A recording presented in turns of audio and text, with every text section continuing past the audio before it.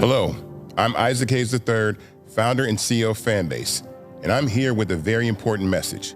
We are at a turning point in the Black community where we must have equity in the apps we use that scale to billions of dollars. But this time, we own the infrastructure, we own the culture, and we shape the future. And Fanbase is the future. Fanbase combines the free functionality of Instagram, TikTok, and YouTube into an all-in-one platform built for the evolution of social media and monetization. With over 1.4 million users, that's real proof that we are shifting the conversation of tech ownership and equity for creators. So right now, I want you to go to startengine.com/fanbase and invest today. The minimum to invest is $399. That gets you 60 shares of stock in Fanbase at $665 a share. This marks a turning point in Black ownership of social media.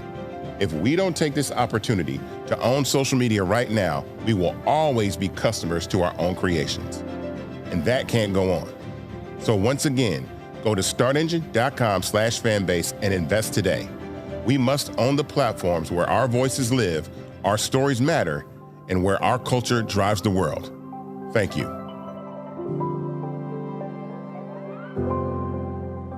Folks, Black Star Network is here. Hold no punches! I'm real revolutionary right now. Black power. Support this man, Black media. He makes sure that our stories are told. Thank you for being the voice of Black America, Roland. Stay Black. I love y'all. All momentum we have now, we have to keep this going. The video looks phenomenal. See, this difference between Black Star Network and Black-owned media and something like CNN. You can't be Black-owned media and be scared. It's time to be smart. Bring your eyeballs home. You dig?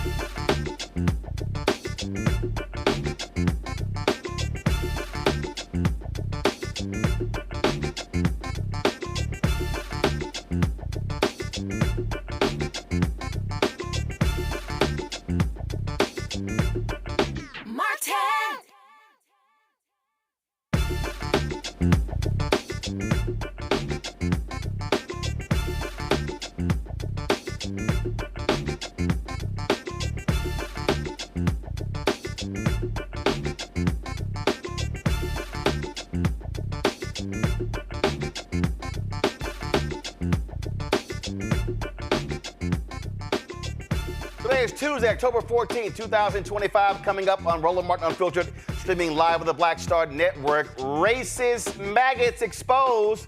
Politico obtained thousands of private messages exposing young GOP leaders joking about slavery, racism, rape, gas chambers, using the N-word. You know, we're not shocked. But guess what? They are.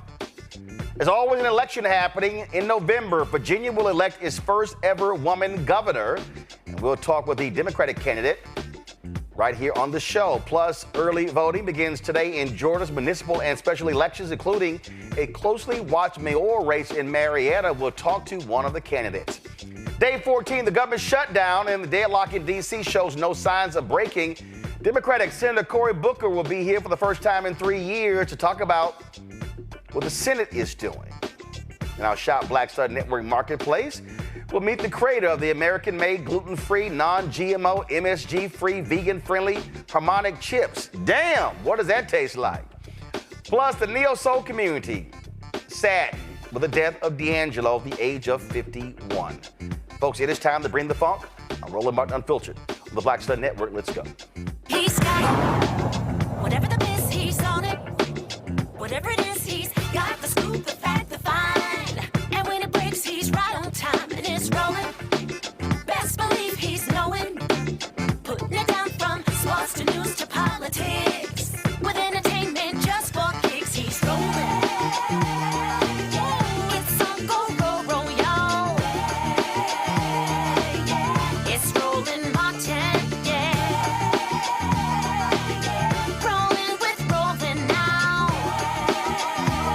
He's funky, he's fresh, he's real, the best. You know he's Roland Martin now.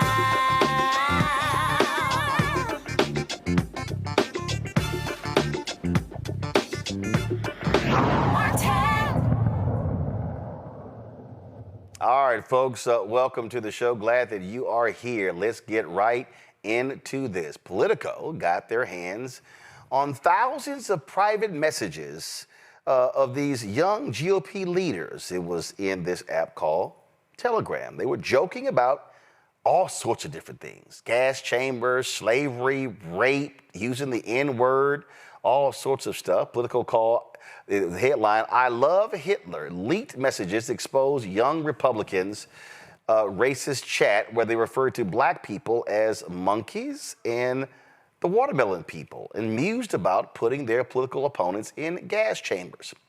Kansas Young Republicans Vice Chair William Hendricks, former Vice Chair of the New York State Young Republicans Bobby Walker, and Chairman of the Association of New York State Young Republicans Club Peter Giunta were among the Republican leaders named in the report. Giunta reportedly apologized, saying, quote, "I am so sorry to those offended by the insensitive and inexcusable language found within the more than 28,000 messages of a private group chat that I created during my campaign to lead the Young Republicans." The 2,800 pages of chats shared among Young Republicans between January and mid-August, a few of these folks no longer have jobs. Well, guess what, y'all? Here are a few of the leaked messages. Let's go to the first one. Look what it says right here. Everyone that votes no is going to the gas chamber, and everyone that endorsed but then votes for us is going to the gas chamber. When did we start bullying, dude? We have 3 solid people who can probably have them want to jump. If they vote for us, why would they be gas? When do we bring that side out? I'm going to create some of the greatest physiological torture methods known to man. Can we fix we only want true believers. Can we fix the showers? Gas chambers don't fit the Hitler aesthetic. I'm ready to watch people burn now. We got to pretend that we like them. Hey, come on in, take a nice shower and relax. Boom, they're dead. Okay. That's how we do it? Let's see here. Let's go to the next one.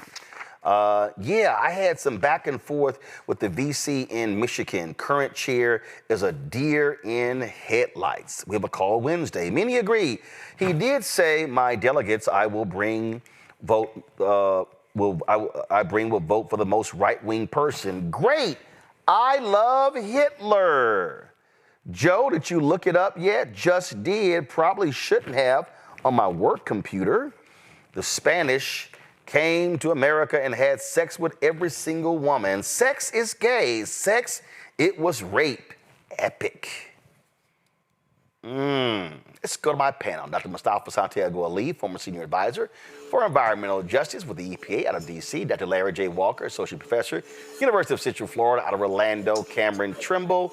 I'm getting lots of feedback. Is there like some machine on or something? I don't know what I'm hearing a lot. Cameron Trimble is CEO of Hip Politics Media and former White House senior advisor, also out of D.C. So, whole lot of fun stuff coming from these right-wing young Republicans. Sound just like their Jim Crow grandfathers, Cameron. Yes, we shouldn't be shocked, though.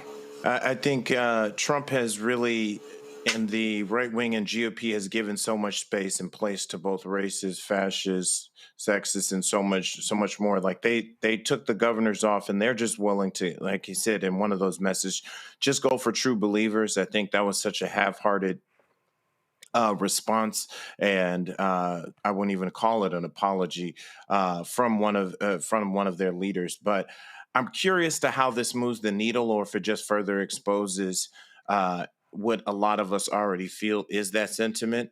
I think I'm glad that Politico and that there are still some news outlets doing this type of digging and being able to bring more of this to the light. But it just shouldn't come as a shock. It's probably just more of a confirmation of how a lot of us are already feeling about how they recruit and where they recruit and their sentiments. When we talk about this comment, can we fix the showers, go to my iPad, gas chambers don't fit the Hitler aesthetic, that was Joe Maligno, who previously identified himself as the general counsel for the New York State Young Republicans. According to Politico, it say right here, since Politico began making inquiries, one member of the group chat is no longer employed at their job and another job was rescinded. Prominent New York Republicans, including Representative Elise Stefanik and State Senate Minority Leader Rob Ortt, have denounced the chat, and festering resentments among young Republicans have now turned into public recriminations, including allegations of character assassination and extortion. And again, they found some 2,900 pages, and it was shared among a dozen millennial and Gen Z Republicans, chronicling their campaign to seize control of the National Young Republican Organization on a hardline pro-Donald Trump platform. Many of the chat members, Larry, already work inside government or party politics, and one serves as a state senator. This is what they say, Larry. Together, the messages reveal a culture where racist, anti-Semitic, and violent rhetoric circulate freely, and where the Trump-era loosening of political norms has made such talk feel less taboo among those positioning themselves as the party's next leaders. Well, that's no shock there. No, none of this is surprising, Roland. And one of the things I want to highlight, we're using the word young Republicans. These are all working adults. As you highlighted, some of those have lost a job. And I read the Political article. You talked about the individual that had the job offer rescinded. The other point is, and I think my colleague made that point really well, this is part of the ecosystem. This is not podcasts where you have a text thread. This is the Republican ecosystem we've seen over the last several years that they've developed, and this racist, sexist rhetoric has continued to grow. Roland, when I worked on the Hill, this kind of stuff was more fringe, right? People said it, but it wasn't like we see it on some of these major platforms, podcasts, and obviously this text thread is just another example of the kind of folks that have grown and developed and lead to this festering disease that we have in the United States for generations as it relates to racism. So none of this is surprising. Those folks should be out, as we've seen from the Political article and some of the responses we've seen from New York State officials, and publicly flogged, because this is racist. And the Republican Party has to deal with the fact that they cultivated this, and then folks like us have to deal with the repercussions. Oh, absolutely. And if you go on here, this is what they say, Mustafa. This is the Politico piece. At least one person in the Telegram chat works in the Trump administration. Michael Bartles, who, according to his LinkedIn account, serves as a senior advisor in the Office of General Counsel within the U.S. Small Business Administration. Bartles did not have much to say in the chat, but he didn't offer any pushback against the offensive rhetoric in it either. He declined to comment. A notarized affidavit signed by Bartles and obtained by Politico also sheds light on the intra-party rivalry that led the Restore War Room Telegram chat to be made public. Bartles references Wax as well. This is the person. He wrote that he did not give Politico the chat and that Wax demanded in a phone call he provide the full chat log. When I attempted to resist that demand after providing some of the requested information, Wax threatened my professional standing and raised the possibility of potential legal action related to an alleged breach of a non-disclosure agreement. My position within the New York Young Republican Club was directly threatened. But the reality is, when you look at this chat here, now, of course, they apologize. And, this guy Walker, he apologized and all this sort of stuff. And they said all kinds of things. They called folks faggot, retarded. Nigger appeared more than 250. So faggot, retarded, and nigger appeared more than 251 times combined. And they talked about some Indian woman saying, oh, she didn't bathe. Look at this here. In a separate conversation, Giunta shared that his flight to Charleston, South Carolina landed safely. Then he offered some advice for his fellow young Republicans. Quote, if your pilot is a she and she looks 10 shades darker than someone from Sicily, just end it there. Scream the no word. Really? That's who they are. That's who they are. And these are the people. Look at this here. This is the guy Bobby Walker. This is this guy Giunta. Look, the young Republicans. These are the people. Just so everybody says, these are the faces of the future Republican leaders of tomorrow. Nobody is born racist, right? You have to be taught to be racist. There are a number of psychological analyses out there that actually walk us through that. These are the sins, right? These are the sins of their grandfathers and great-grandfathers and fathers and mothers that have now infiltrated these young people.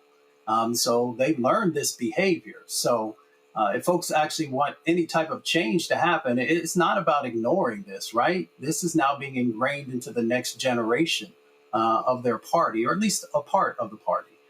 So they have to take responsibility for this. But there is also responsibility when you're a young person and you're growing up. You have responsibility also for your actions. So if these are the types of belief systems that you live by, if these are the types of actions that you're willing to do, then you also have to deal with the repercussions that come from this type of behavior, this type of rhetoric, and also the actions that come out of it, because we know that there are folks in this country who are influenced by many folks who are in the political spectrum. And that means that if somebody goes out and beats somebody, somebody goes out and rapes somebody, if somebody goes out and kills somebody, and you have played a role in influencing that because you dehumanized others, then you have a responsibility for paying for the role that you played in this moment. Yeah, I mean, this is who these folks are. This is another one of them. His name is William Hendricks. This is who he is. Oh, yeah, these are people who think that they should be running the show. That's what you did. Let's pull a photo up of all of them, all 7 of them. These are the folks. I mean, look at them. Oh, boy, yeah. This right here, that's your future Republican Party. That's them right there. That's your future state senators and governors and state reps and members of the House and members of the Senate. These are the people going to be serving in the Trump administration. And just understand how these folks roll. And so you look at the language that they use, and keep in mind what you're looking at here, Cameron, is also remember you had some avowed racists that was in Trump's first administration who they fired, but they've welcomed them back into the fold. They now have jobs as well. And the White House got upset with Politico when they said that Trump's rhetoric caused this. And let's just be real clear. Donald Trump can't escape this. Donald Trump's full embrace of racism and the language that he uses has led for Republicans to say, we're good. Yo, we can say and do whatever the hell we want to because the big man, he does it. So we can do it as well. That's what's going on right now, period.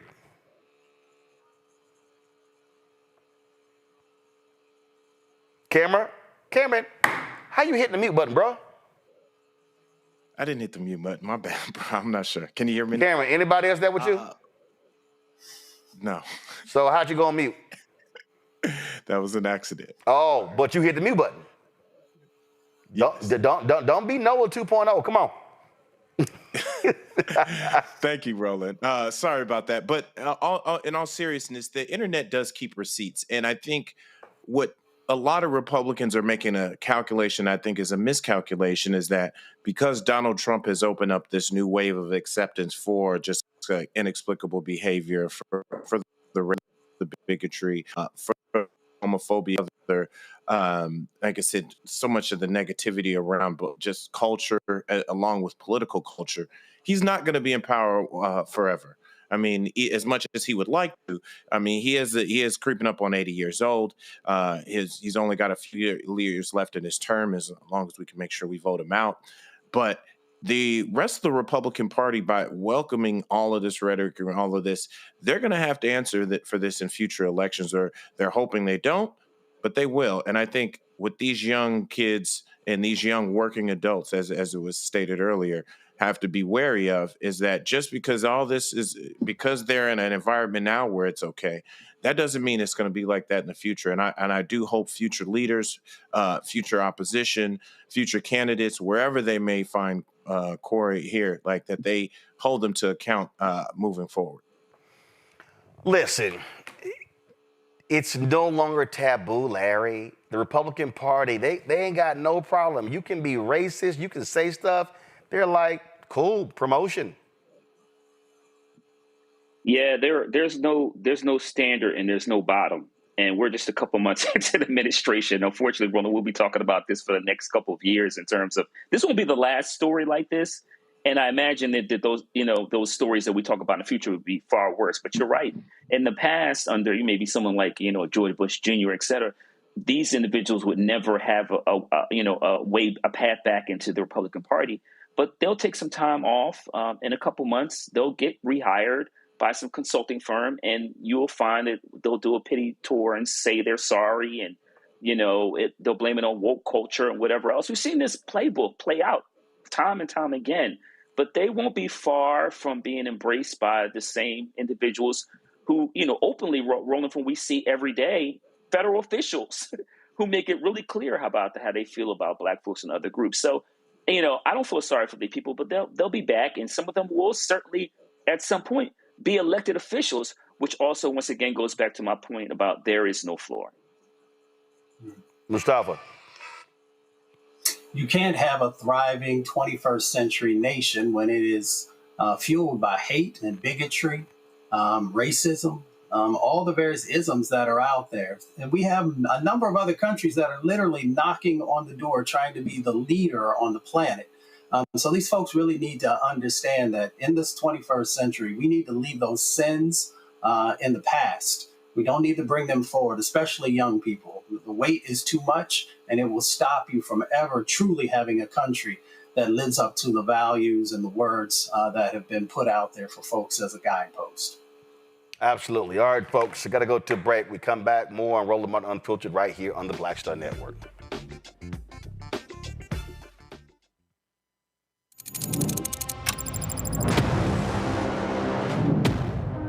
Afrotech, it's a lot of beauty, a lot of brilliance, a lot of intellect, a lot of innovation.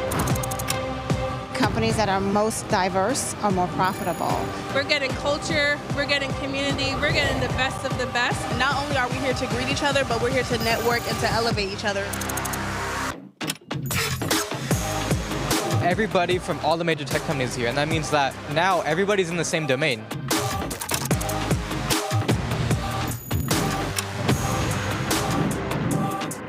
This is the premier event every year. This is really where we could take off. You can go fast by yourself, but we go farther together. This is where you're supposed to be.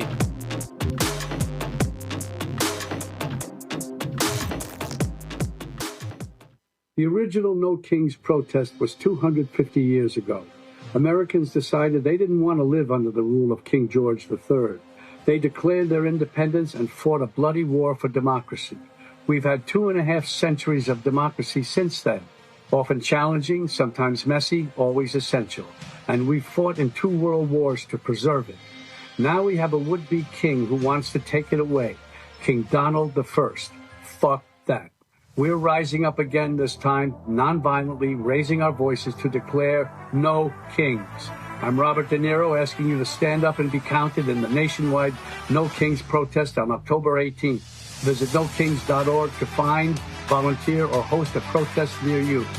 We're all in this together, indivisible, with liberty and justice for all. Hello, I'm Bishop T.D. Jakes, and you're watching Roland Martin, Unfiltered.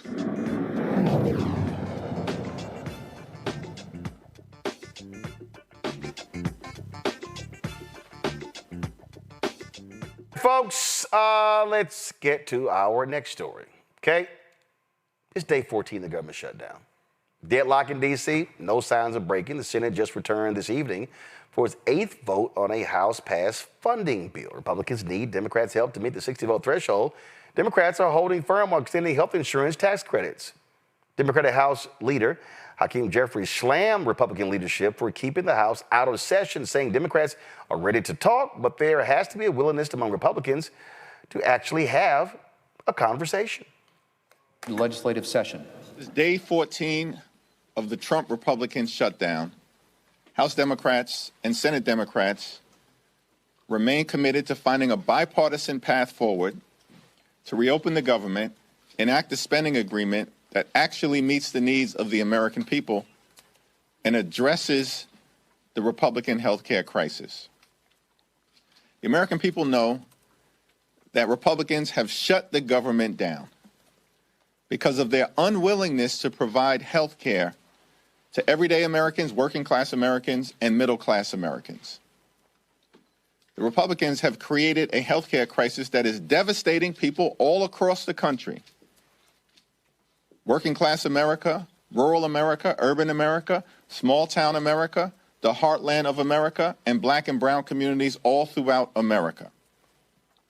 That Republican health care crisis includes, but is not limited to, the largest cut to Medicaid in American history, hospitals, nursing homes, and community-based health centers closing all throughout the country because of what Republicans did in their one big ugly bill. The country faces a possible $536 billion cut to Medicare if Congress doesn't act by the end of this year. The Republicans continue to refuse to extend the Affordable Care Act tax credits, which is going to result in tens of millions of Americans experiencing dramatically increased premiums, copays, and deductibles. All across the country, including, most significantly, in states that Donald Trump won. And Republicans could care less. House Republicans canceled votes 2 weeks ago, canceled votes last week, canceled votes this week.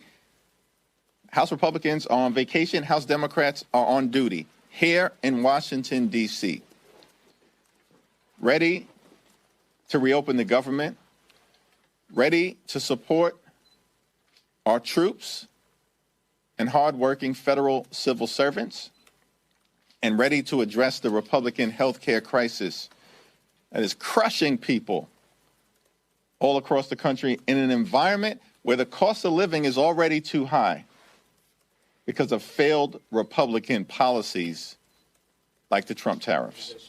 We're open to sitting down anytime, any place with anyone in terms of our Republican colleagues, either here at the Capitol, or back in the Oval Office, to have a conversation about finding a bipartisan path forward. But there has to be a willingness amongst Republicans to actually have a conversation. And since the White House meeting over 2 weeks ago, Republicans have gone radio silent. Donald Trump has spent more time on the golf course than talking to Democrats on Capitol Hill. Republicans have been on vacation since September 19th in the House. And in the Senate, the Republican strategy is to do the same exact thing. bring the same failed partisan Republican spending bill to the floor over and over and over again, knowing it's going to go down. Because Democrats have been very clear. We're not going to support a partisan Republican spending bill that continues to gut the health care of the American people. We are open about having a good faith discussion with our Republican colleagues to hear their ideas about reopening the government while at the same time decisively addressing the Republican health care crisis. Now, folks, Senator Cory Booker is going to be joining us in the next hour, talk about what happened in the Senate. They did take a vote today. It was 50-44, so they will reconvene tomorrow. Let's go to you, Mustafa. I mean, listen, the Democrats are absolutely right where they are. You stand firm on this and you make it clear. We're not going to bend. The Republicans have been trying to get the Democrats to bend to their will on every issue, and this is where they say, no, enough is enough. Yeah, exactly. I mean, we have a healthcare crisis, and the Republican Party is exacerbating that healthcare crisis. We've talked about the millions and millions of people who are uninsured and underinsured. I personally picked up the phone and talked to rural clinics and hospitals with the folks that I know there and asked them, how are things going? They're like, we're barely hanging on because of the cuts that happened before. So now, they're literally on life support. Not only is democracy on life support across our country, but there literally are people who are on life support because they don't have the health care coverage they need. So why would the Republican Party take a chance in making sure that there were even less people in our country who have that critically needed health care coverage? So folks are doing the right thing and pushing this issue because it is literally a matter of life and death. It is. And Larry, healthcare is a fundamental issue. And listen, when you got Marjorie Taylor Greene telling Republicans, we going to get our asses kicked on this healthcare deal, she is sounding more sane every day. Now, she still is a bad built, butch body, blonde, what Congresswoman Jasmine Crockett called her. But the bottom line is, they're sounding the alarm because they know they're going to be in trouble on this one. And so Democrats, this is where you don't back down. You go harder. Yeah, it's really important and been about time the Democrats staying firm on this issue, Rolla. Listen, if in the beginning of next year, these subsidies are going to expire, and millions of Americans are going to lose their health insurance, and it would be a spiral. It was going to not only impact in terms of the economy, but it's also going to increase mortality rates. So, Roland, you're right. It is important for Democrats to stand strong on this issue because it's a winnable issue. We see that from the polling, all the polling we've seen over the last 2 weeks or so. So they need to continue to fight on this issue. I'm glad Senator Booker is coming on your show because Democrats need to be on every single platform, especially talking to some of these rural voters who voted the wrong way and those individuals whose hospitals are going to close, they won't have the health insurance, and once again, the mortality rates are going to rise. Cameron, listen, Donald Trump for 4 years talked about, we're going to replace Obamacare. It's going to be great. It's going to be wonderful. It's going to be amazing. No plan ever existed. Republicans still have offered nothing, and we know they are not going to go for expansion of health care because they truly are in the pockets of big business, in the pharmaceuticals, in the healthcare industry.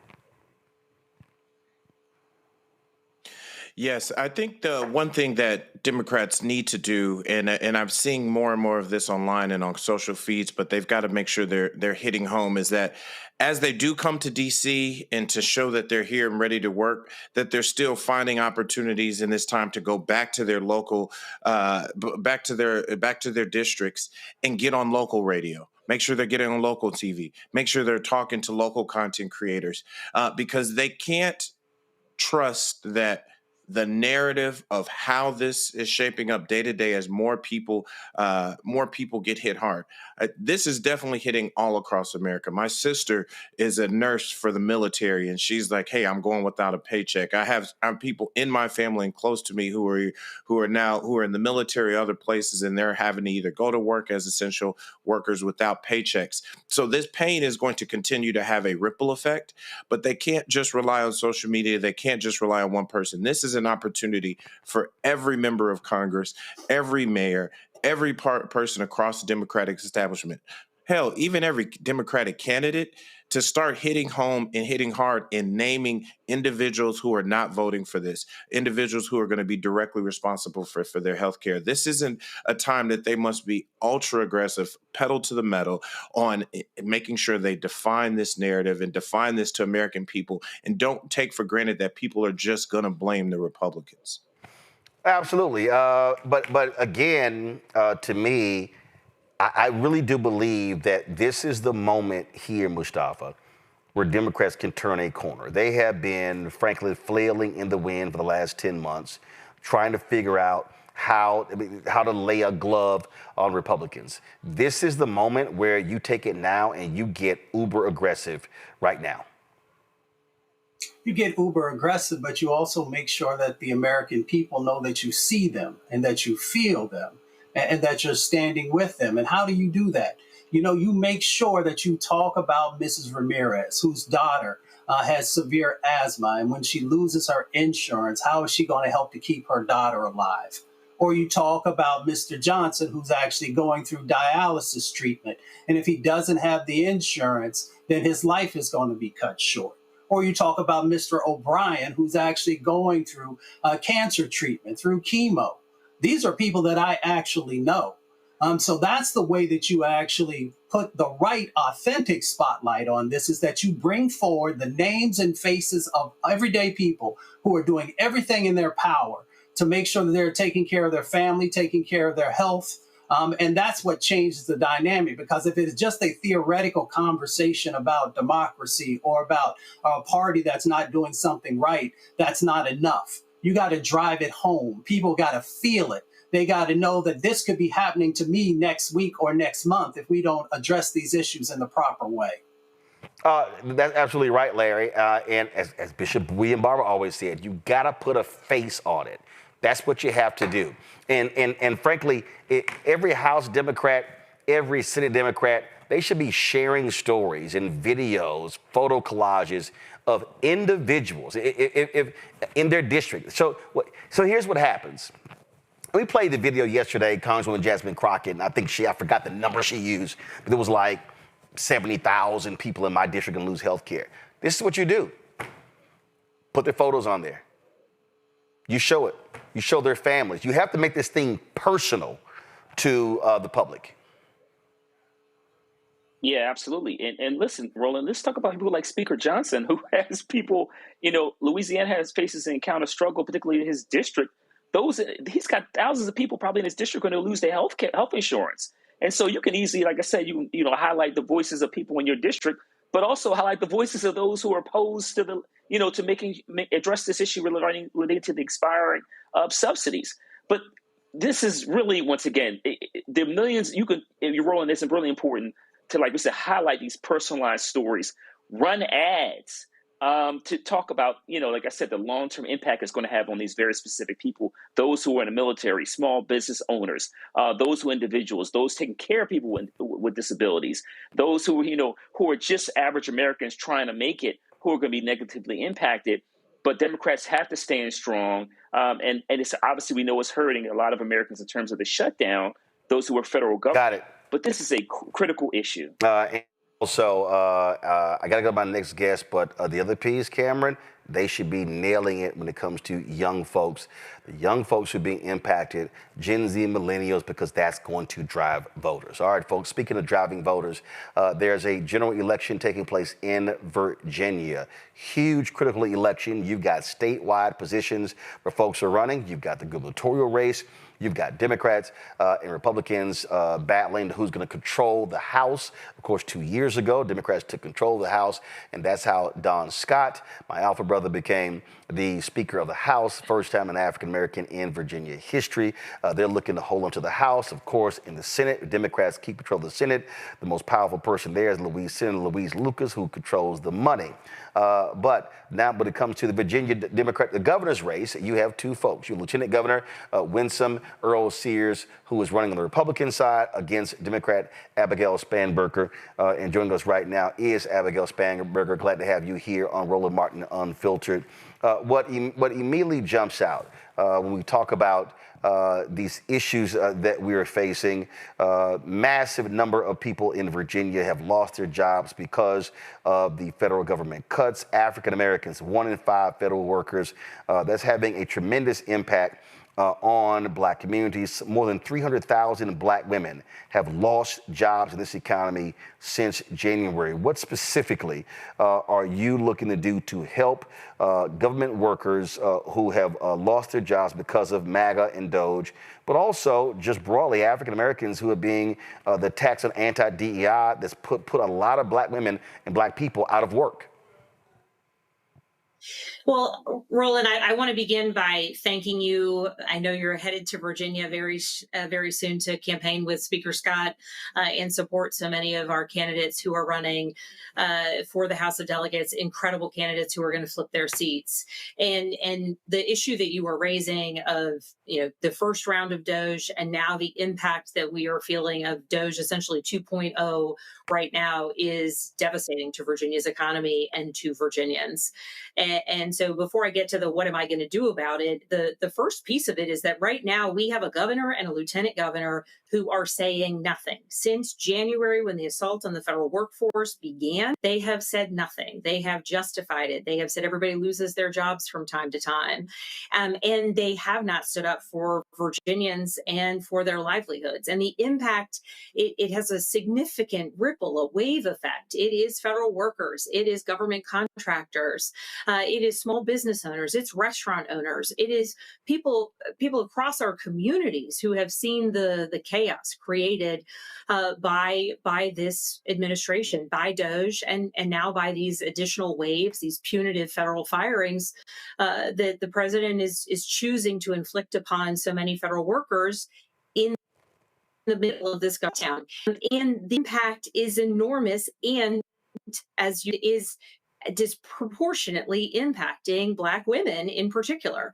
And so as governor, once I am in the seat November 4th as our election swearing in comes in January, it will be a priority for me to support federal workers in their transition into the private sector or state public sector. When you say support, what does that mean? So, for instance, your counterpart in Maryland, Governor Wes Moore, they've been really hit hard, and they've been really proactive about placing federal workers in state jobs and others. And so, what specifically are we talking about? Well, and so looking at what Governor Moore has done is a tremendous and clear example of what actual leadership looks like in the face of attacks on your workforce. And so as governor, I will, in some cases, copy and mirror the strong efforts of what it is that he is doing, ensuring that through the office of the governor that we are prioritizing and making both prioritizing the transition of fired federal employees into state service, where that might be their choice, but also ensuring that we are, supporting the transition of the workforce. And typically what that means is when recruiting businesses to Virginia, when working with large-scale employers within Virginia, ensuring that the Virginia Office of Economic Development, ensuring that the governor's office, that a future Secretary of Commerce are focused on using among them the many great benefits of bringing business and investments to Virginia is the fact that we have an incredible workforce that is mission driven, that is focused, that has a breadth of experience that frankly has been cast out of the workforce because of the Trump administration. And as someone who once, many years back left federal service myself, I was a CIA officer. The transition into the private sector can be a challenge. Everything from translating your resume into things that private sector employers may understand, to restarting the experience of going through a very different type of interview set. And so in some of the ways we have, in addition to strong examples to our neighbors from our neighbors in Maryland, we have the mechanics of it is we have strong programs for military veterans who are transitioning out of the military who face some of the same challenges. And you also noted the attacks on DEI. We've seen that in Virginia. particularly initially began at Virginia Military Institute. Right, and so go to my iPad. You will see the first black superintendent at VMI was forced out, and he said it was politics, not job performance. You've got Donald Trump, who in his administration constantly attacking the president of George Mason, Gregory Washington as well. And so if you're governor, what are you going to say to Donald Trump and his administration for their constant attacks on African Americans, but it also especially African American leaders in education? And African American leaders in education, whether it's General Wins or President Washington, and even President Ryan at UVA, who he's a white man, but he put in place important, valuable, really strong DEI policies in place and was forced out as a result. As governor, I'm going to stand up for the academic freedom of our institutions. As governor, I will make clear that that teaching our whole history, particularly in the Commonwealth of Virginia, is essential for the ability of all of our children and our citizens to understand, both the greatest triumphs and the greatest tragedies that have occurred within Virginia, and understanding our strengths, our greatest weaknesses, our greatest sins, and our greatest successes. And we have a governor who, at the high school level, has endeavored to erase any sort of, quote unquote, divisive history, which frankly is just history. And we have a governor who has not stood up for incredible leadership. You put the picture of General Wins up.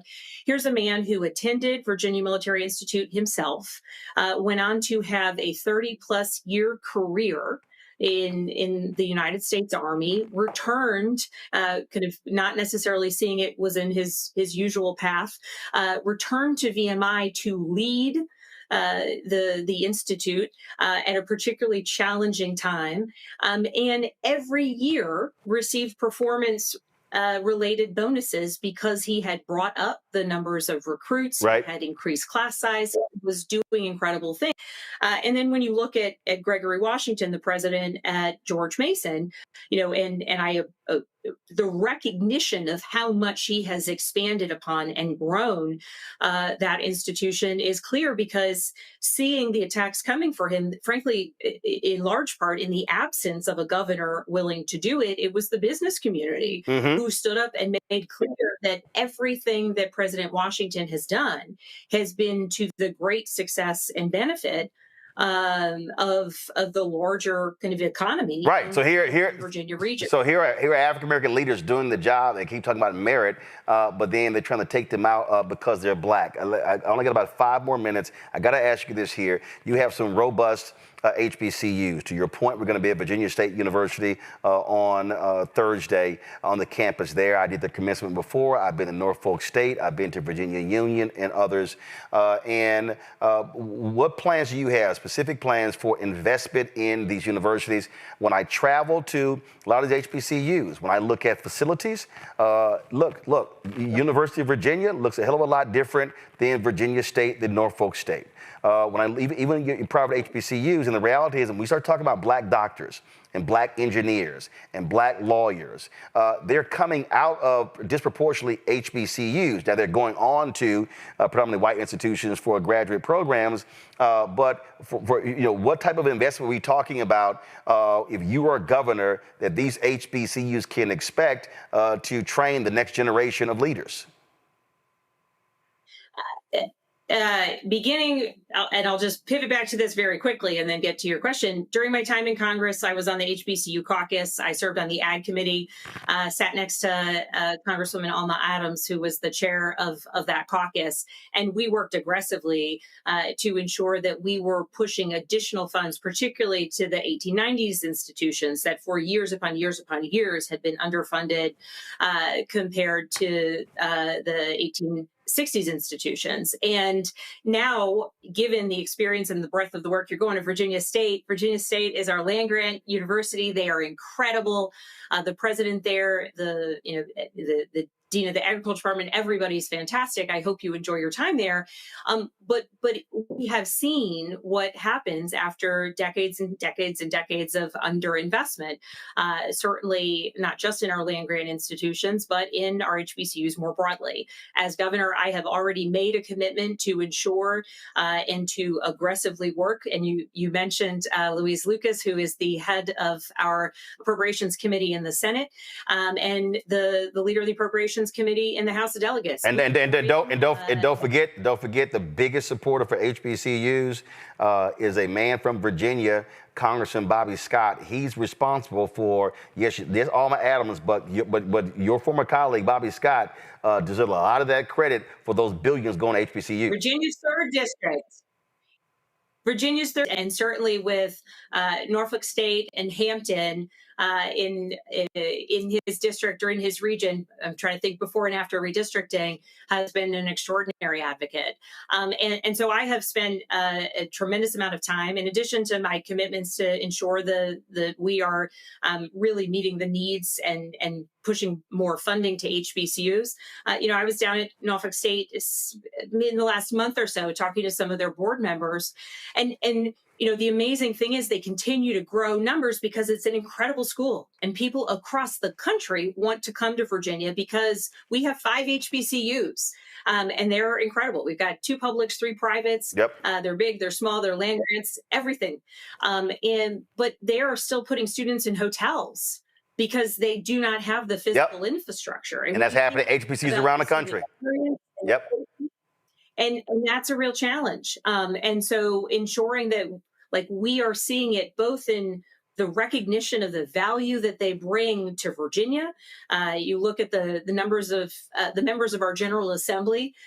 So many of our members of the General Assembly leadership are themselves graduates of HBCUs, either undergrad or later went back for graduate school.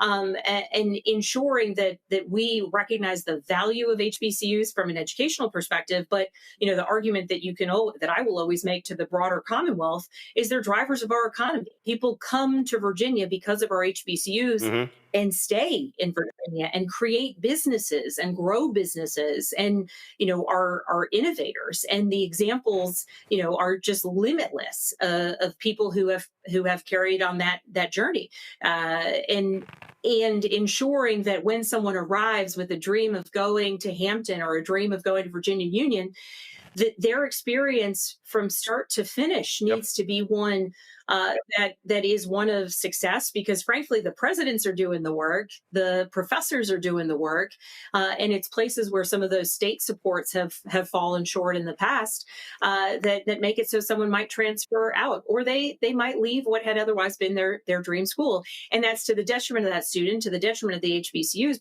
but I would argue to the detriment of kind of Virginia as a larger entity, and ultimately down the road an economy. Last question for you. Obviously, Democrats want to sweep all statewide seats. You're running for governor. You've got folks running for lieutenant governor. You've got Jay Jones running for attorney general. African American, had him on the show as well. Is this still a unified ticket? Do you still stand with him with all of this, with this text messaging controversy?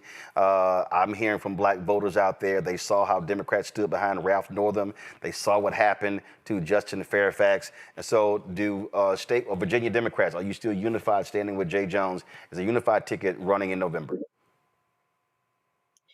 Well, I would note, and this was some time ago, but at the time, there were many of us who had put calls on the governor then to step aside.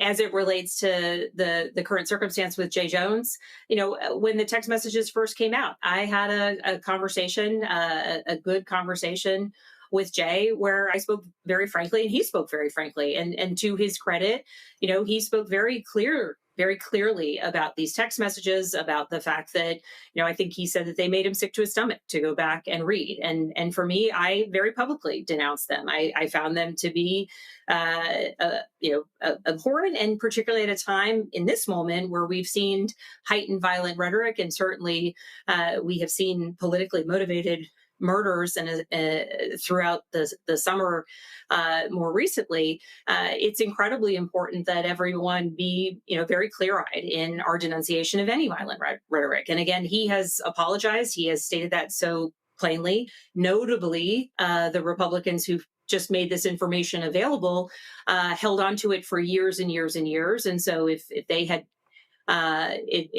wanted to make this known earlier, I question their motives in waiting until October. And importantly, as I mentioned at the debate with my opponent, on the Democratic side of the aisle, we will denounce violent rhetoric, whether it is our friends or our political opponents who are uttering it. And importantly, on the other side of the opponent, or whether it's Jay's opponent, they will only denounce the violent rhetoric when it comes from Democrats. And even my opponent routinely me her enemy, and it's the type of rhetoric that I think, not to mention, of course, everything that the president says on a regular basis. Mm-hmm. And so, Virginia voters know what's at stake. We're all campaigning hard, and we're going to win, and we're going to sweep our statewide seats. We're going to flip all 3 of them, and then we're going to work hard and do the things that we promised to do. And I think there's an earnestness and an importance when we hear someone who, recognizes that they, made a mistake, or they said something they shouldn't have said, or even when taken out of context, that, I think Jay's willingness to take accountability and be very clear-eyed about it speaks to his character. And I think that as Virginians are going about making, their decisions about who to vote for, they'll take that into account, and they'll look at who has stood up for them and who has not. And the role of Attorney General it's a decisive and important one. And so moving towards this November, I do believe we're going to flip all 3 seats.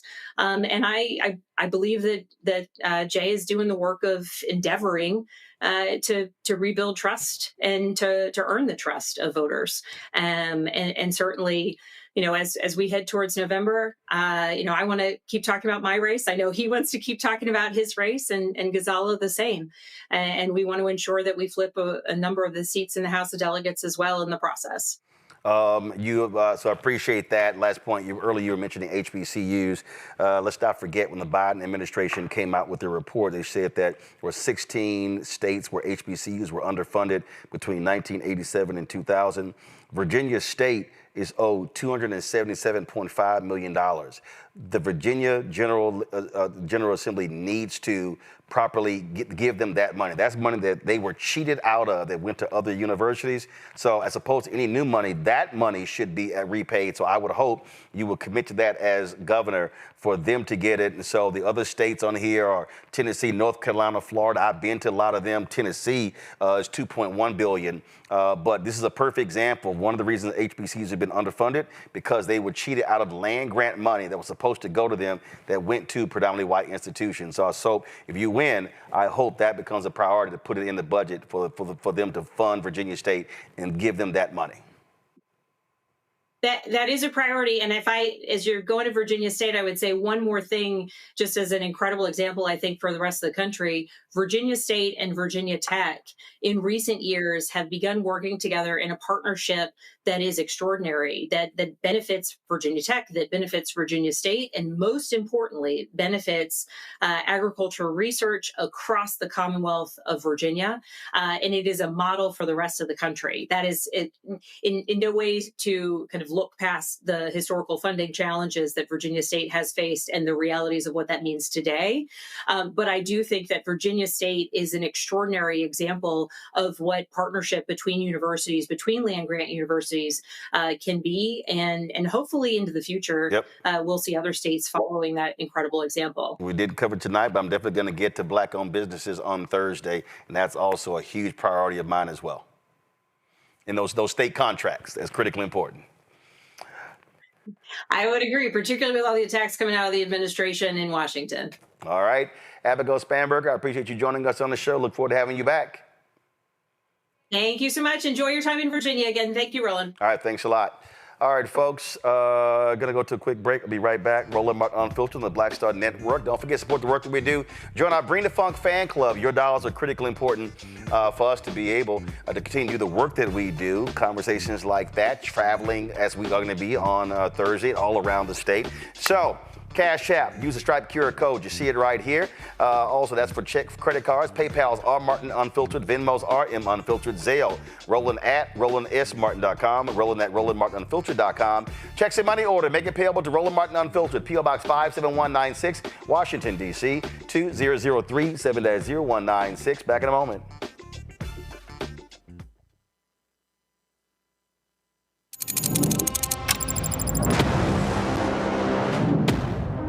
Afrotech, it's a lot of beauty, a lot of brilliance, a lot of intellect, a lot of innovation.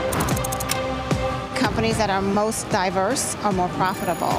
We're getting culture, we're getting community, we're getting the best of the best. And not only are we here to greet each other, but we're here to network and to elevate each other.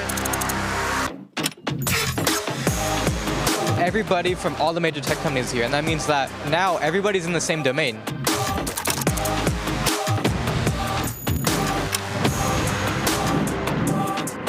This is the premier event every year. This is really where we could take off. You can go fast by yourself, but we go farther together. This is where you're supposed to be.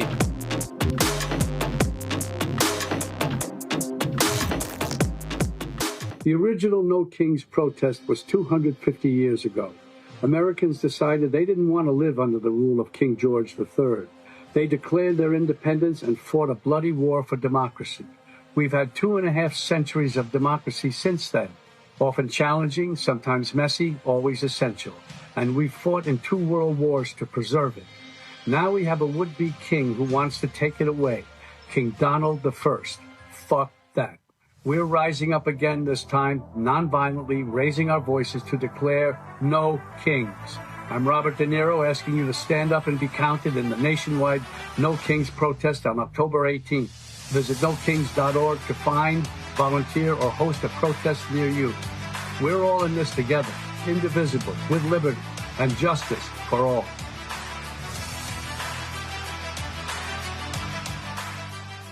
Hey, I'm Malcolm Lee, and you're watching Roland Martin Unfiltered.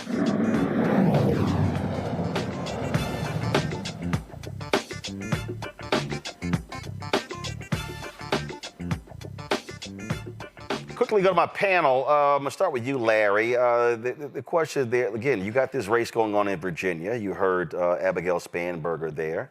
And bottom line is, you know how we do. We don't ask black-specific stuff. That's always important. But this is an example where, again, as when it comes to the interest of black voters, our job is to challenge folks and to step up. Because what we are seeing is a massive attack by MAGA on black political leadership. And they want to take folks out all across the country. And we've got to have white politicians, white female politicians, standing up and speaking specifically to the interests of African Americans and not speaking in general terms, especially when they want our vote. Absolutely. You got to hold these folks accountable. And you did that in an interview. You talked about what happened with VMI, but also you mentioned Virginia, obviously, like Maryland. You know, I lived in D.C. for years, DMV for years. There are a lot of black folks who have lost jobs via what's happening in the federal government. Before, what's happened recently with the shutdown, before that, we talked about the hundreds of thousands of black women that lost jobs nationally. So I'm glad you pushed her on that role. And the other thing is, you talked about the importance of HBCUs. Obviously, there's several in the state of Virginia, but she's right.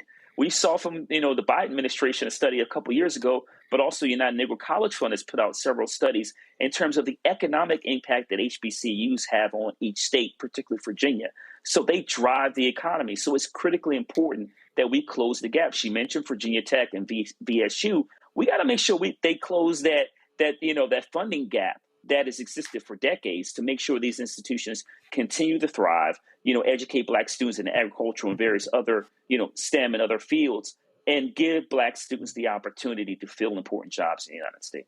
When we talk, Cameron, about the future, again, here, we talk about politics.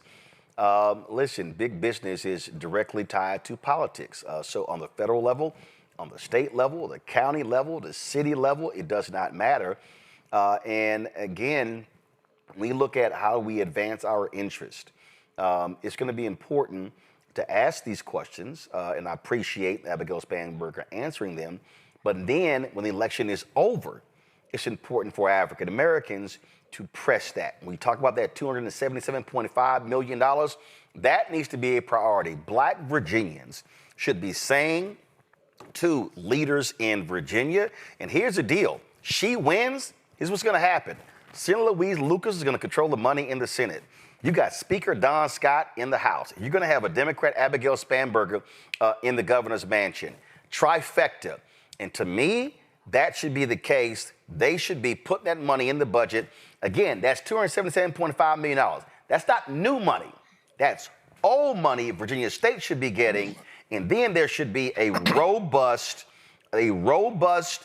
proposal to upgrade the state's HBCUs public, but also there's work that can be done private as well.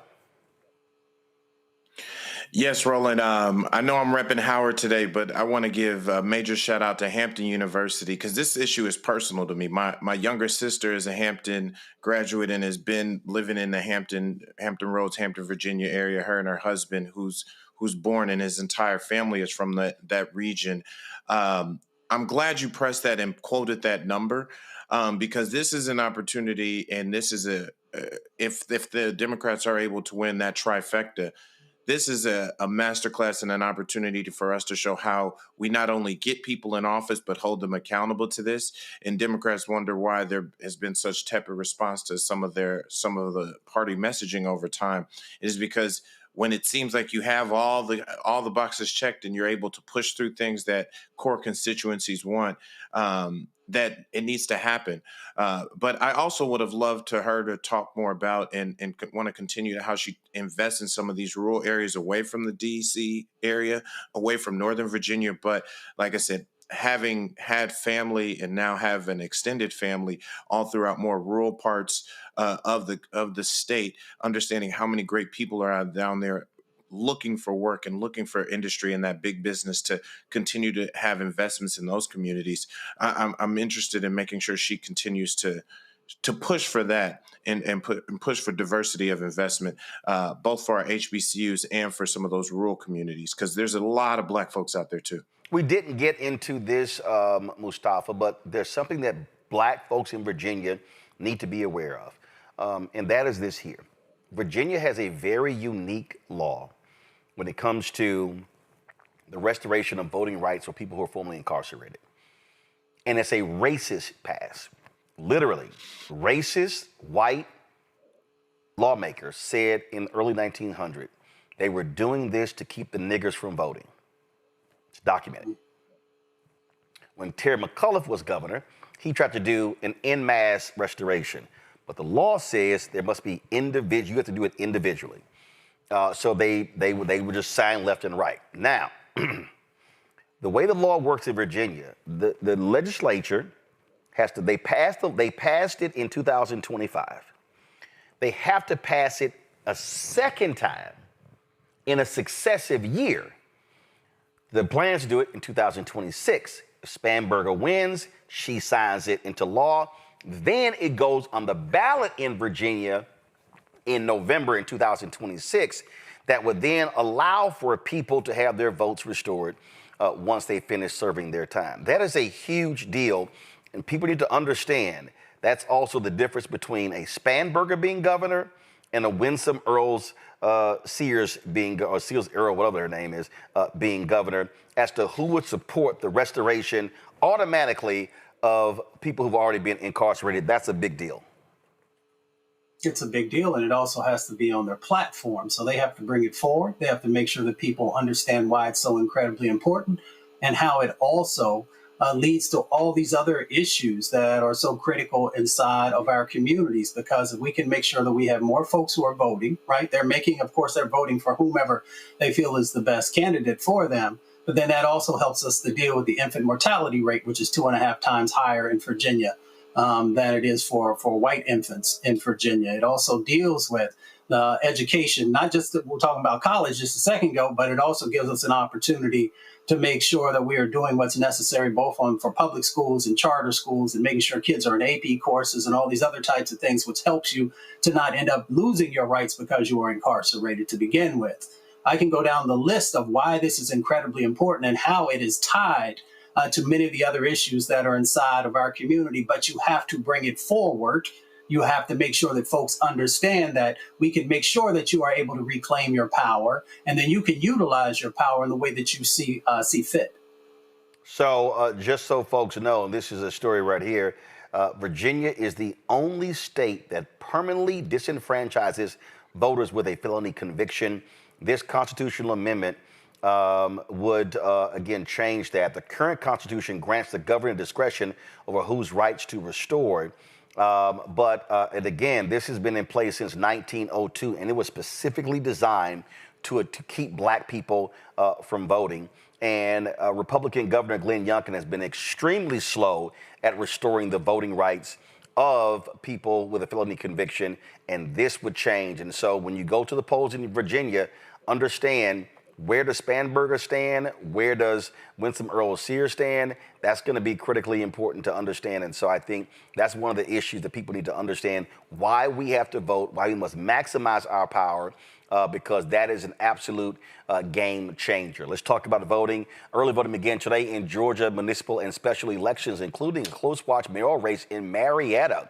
Folks, there's a 54-year age gap between the two candidates. You have 78-year-old incumbent Steve Thunder Tumlin and 24-year-old challenger Sam Foster. Tumlin, a lifelong Marietta resident, touting his record in education and fiscal management. Foster, an IT engineer and nonprofit founder, says it is time for new leadership, and he's focused on affordable housing, safer streets, and better public transit. The Gen Z challenger has actually outraised the longtime mayor, Sam Foster, joins us now from Marietta. Glad to have you on the show. Sam, what was it? What was it specifically that caused you to say, you know what, it's time, I need to do this, I need to run to be mayor of my city?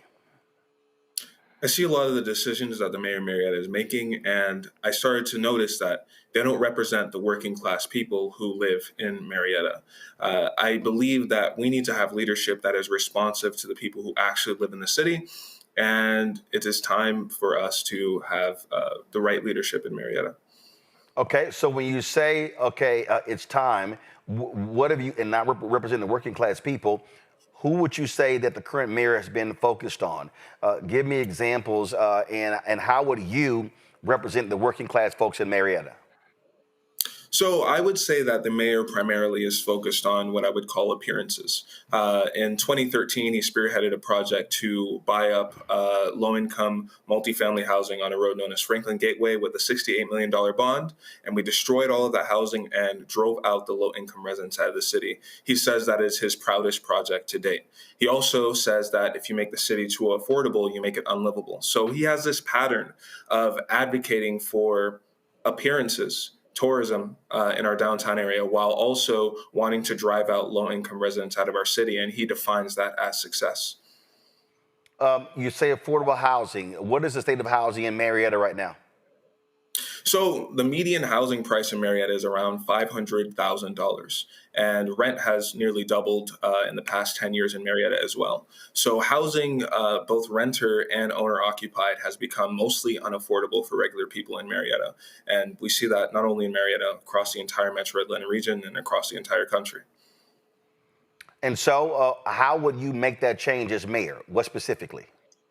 So there are a lot of laws that we have on the municipal level that make it harder for us to build housing. When we look at when a developer wants to come into the city and build housing, they have to go through all of these different steps in order to get to the point where they actually build that housing. We had somebody come into the city who was wanting to build an apartment building downtown, and the mayor compared that developer to William Sherman, saying that William Sherman didn't damage the square as much as the developer was trying to. So trying to streamline some of those processes is going to make it easier to build housing. And I also want to provide incentives for developers to make a certain amount of units affordable when they build new units. You say public transportation is a huge issue. We say better public transportation. Got it. How would you make it better? So right now, the reason most people do not take public transit is because it's not practical. It's not feasible. When you think of how you plan your day, nobody wants to look at their watch and plan their day out in 30-minute increments to determine when's the next time I can take the bus. So the main thing I want to do is to improve the service of the bus, making sure that buses on our most used routes are running at least 10 to 15 minutes, making sure that there's shelters at our bus stops, and making sure the buses actually go where people want to be. Wow. All right, let's go to my panel. Questions. Let's see. Cameron, you first. So good to see you, and good luck on this race. One question I have, as we've seen more and more Gen Z candidates and folks really taking the power into their own hands, what has been something that's been inspiring, again, being so young, well, relatively young in this race? What's one thing or inspirational story or something that you've seen along this race and along this journey to be mayor of Marietta? I think what really inspires me to keep going, or what has been inspiring, is the conversations that I've had with residents as I've been getting out and knocking doors and talking to different people. There was this one story that really sticks with me where this younger person, I was talking to them and they said, oh, I make about $85,000 at my current job, but I'm working another job because I'm paying off medical debt. And I look at people who are in different parts of the neighborhood, and I'm talking to them and like, oh yeah, I used to live on Franklin Gateway, but I got displaced, and now they live in a worse side of town. And those are the stories that keep me going. People who are not advocated for, people who don't have a voice, the stories we're not telling, because the mayor would like to have you think that everything's okay. He thinks his record is flawless and that he has brought the city into this great state. But we can always do better, and there are people who are still suffering. So that really is what inspires me to keep going and advocating for everyone in Marietta. Larry. Yeah, thanks for coming on the show. One of the challenges with these races, and we talk about on this show, particularly, when we're on the show a lot, is demographics and younger voters. And so you kind of touched on, having conversations. What are you doing regarding your campaign into energizing your young voters who could make a difference in this election? So we're really getting out there and knocking doors. That is the primary way we're going to be reaching voters. But we also have a very large social media presence, which was not something I intended to happen, but it ended up happening. And that has reached a lot of younger people. I've had a high school student, a senior, saying, you're going to be the first person I'm voting for, and they're 18. So really getting out there and directly reaching voters through texting, door knocking, all of the different methods of direct voter contact. That's what we're going for. And whether you're young or old, that's really how we're going to reach people. And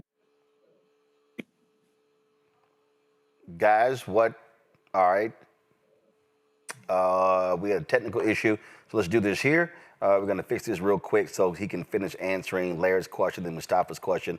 So let me go to a break. We'll be right back on Roland Martin Unfiltered on the Black Star Network.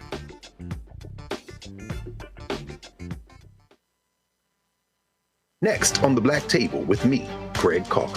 Why the America we live in today is not what the founders intended or what they outlined in the Declaration of Independence and even the Constitution. Professor and author Kermit Roosevelt will join us to talk about his book, The Nation That Never Was. How history was misinterpreted, the intent and realities of America's beginnings, and missed a much better story in the process. So if you have to pick some group to marginalize, I think it should be the people who are against equality. That's next on The Black Table, right here on the Black Star Network. If in this country right now, you have people get up in the morning and the only thing they can think about is how many people they can hurt, and they got the power, that's the time for mourning.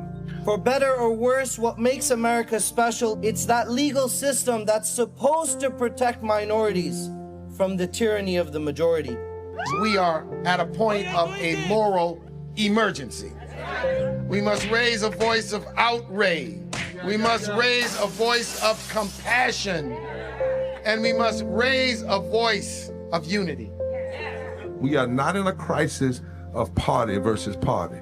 We are in a crisis of civilization, a human rights crisis, and a crisis of democracy itself.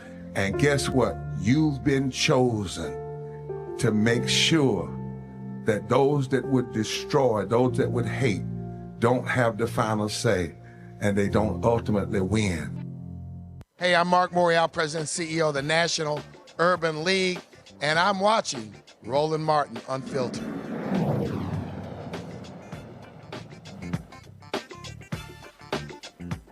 All right, Sam Foster, we've been back. Go ahead and finish answering the question, and then we will then take the final question. I forgot the question. Larry, restate your question. Yeah, well, what are you doing to energize young people to come out and vote? Direct voter contact is the best way to reach people, young or old, and we're out there texting people, calling them, knocking on their doors, and we have a large social media presence, which was not my intention, but it ended up happening anyway, which has energized a lot of younger voters because a lot of them are on social media. Mustafa? Well, Brother Foster, congratulations on running. Appreciate seeing young people, you taking the mantle up. Quick question. I have family in Marietta. Do you have innovative or other ways that you are going to address the unhoused population who are there in the city? So when we look at homelessness, there are two main causes of somebody not having a home. The biggest one is that they are not able to afford housing. So we need more initiatives to bring more affordable housing into the city. I was reading this article in the AJC about a mother who was discharged from the military and wasn't able to afford a home, but she applied for a voucher, but it took months for her to be able to actually access that voucher. So she was sleeping out of her car. And I look at scenarios like that and I understand that we need more affordable housing. That's number one. And number two, we need to provide more services or work with people who can provide those services.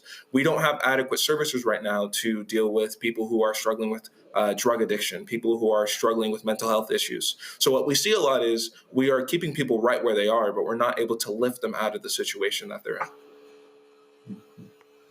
All right, then. Well, Sam, certainly good luck in this race, and we'll be watching to see what happens on Election Day.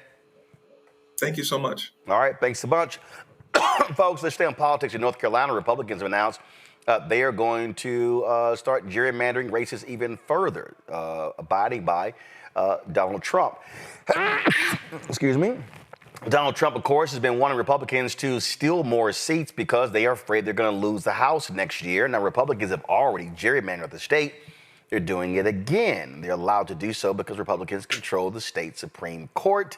And so don't be surprised if they go after the seat of Congressman Don Davis, which is already a +2 Republican seat. They're going to make it a lot redder. And so that we're going to see that actually happen. So we'll be following what happens there in North Carolina. So lots of stuff going on. And so, folks, we got critical races happening all across the country. And so I just want us to be paying attention to recognize that these things absolutely matter. All right, quick break. We come back. We're going to talk about the passing of D'Angelo. Also, how's an organization celebrating Bill Russell, but they ignore Bill Russell's family? That's kind of dumb to me. We'll talk about that. Plus, we have Senator Cory Booker as well as our Marketplace segment. Real quick break, right back. Roland Martin Unfiltered on the Black Star Network.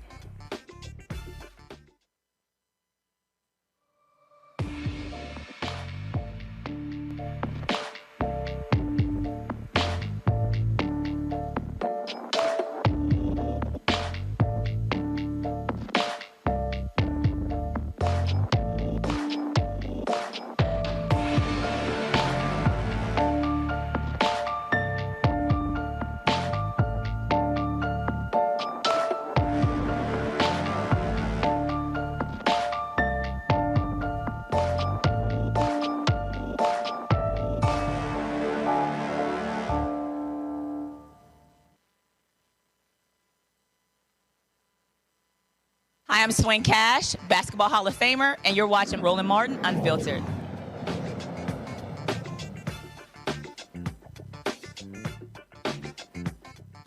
You know, I'm always confused when groups decide to honor somebody, but they don't include the family of the honoree when they've passed on. So, for instance, check this out. So there's a group called Mentor National. They're celebrating 35 years.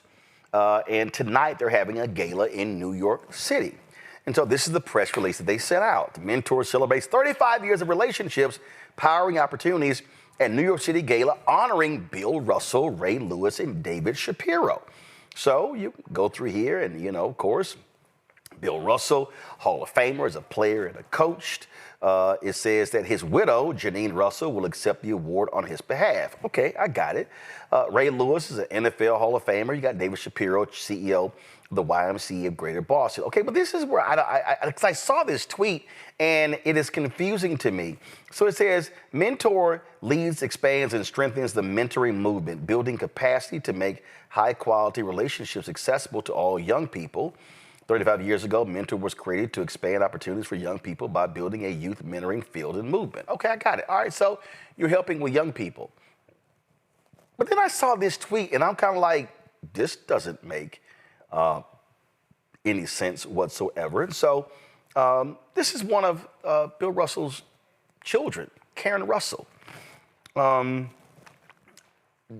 Look at this here. And again, it makes no sense to me, and I don't understand how you can be a youth organization and you are, you know, honoring Bill Russell, but then you don't actually include the children of Bill Russell. And if you are,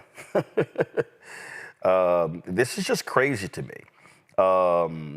So look at this. Karen Russell tweeted, in HBCU Celtic City, they used a Red Auerbach clip. When Red was asked why my father finally reconciled with Boston, Red said it was the power of his daughter. That daughter was me. In 1999, I partnered with my dad to retire his number publicly. I produced the Bill Russell tribute to benefit Mentor National, the first of many Team Russell joint projects. Just to be clear, I worked hard behind the scenes to make many of his greatest off-the-court honors possible, including but not limited to his public jersey retirement, his honorary degrees, the Medal of Freedom, the Bill Russell statue, and what he called his greatest gift. A private meeting, his hero Nelson Mandela, pictured here with his late wife Marilyn Russell, it took me years to arrange. Daddy earned every one of them. But to be clear, none of these post-career milestones would have happened without me. It was our family partnership. It says, then she writes, for decades, I volunteered Mentor. My father and I helped turn mentoring into a national movement. Together, we created moments that brought people together and raised millions for young people. And so she goes on and she lays all these things out, all the great things that he did, the work that was involved. And then she says, one of the best parts of the Bill Russell statue are the quotes. Like my favorite, there are no other people's children except maybe us. I learned that Mentor National is honoring our dad and grandfather tonight and didn't include us. Stop erasing Black history. Now, I know Bill Russell's widow, Janine. I've talked to her, I've met her. But the reality is the Bill Russell legacy should be shared with all of his family members. Bill Russell has been honored. I was at the NBA All-Star game where they renamed, I think, the school after him, the gym. I couldn't attend it. They recently had a bridge being named after him as well. And then, you know, you have all of these different things that have happened. And I get all of that. But this is all I'm saying. Bill Russell has children. Bill Russell has children that are still here. And if my parents, okay, were being honored, and even if someone's parent had passed away or gotten divorced and they got remarried or whatever, if you're gonna honor someone, you still include the children. You just don't invite the widow. That's just me. And if I'm Karen Russell, and I saw this tweet, if I'm Karen Russell, I would really be pissed off for an organization that I helped for a very long time would be honoring my dad, and damn, you didn't even call me. She says right now, here's what's so crazy, do the math. She says in here that she put this Bill Russell tribute together in 1999 to benefit this group. They're celebrating 35 years. So this Bill Russell tribute happened 26 years ago. They were 6.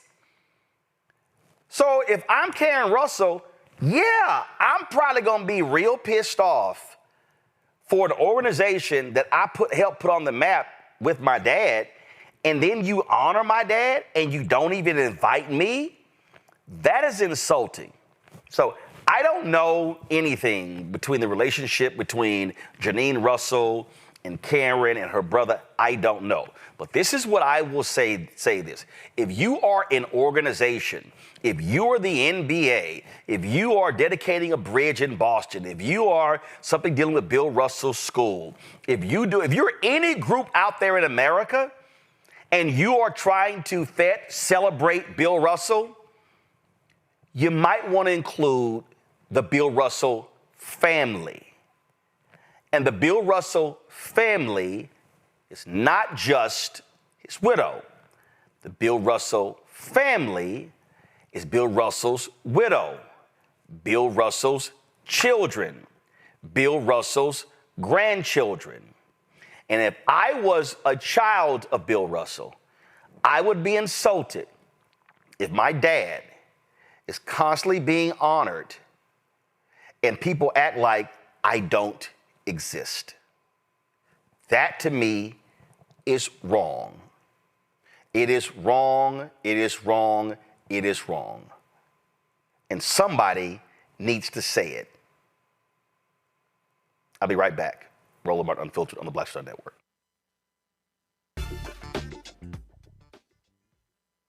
Next on the Black Table with me, Craig Coker. Why the America we live in today is not what the founders intended or what they outlined in the Declaration of Independence and even the Constitution. Professor and author Kermit Roosevelt will join us to talk about his book, The Nation That Never Was. How history was misinterpreted, the intent and realities of America's beginnings, and missed a much better story in the process. So if you have to pick some group to marginalize, I think it should be the people who are against equality. That's next on the Black Table, right here on the Black Star Network. What's up? It's the MCEO Talib Kweli. You are checking out Roland Martin Unfiltered.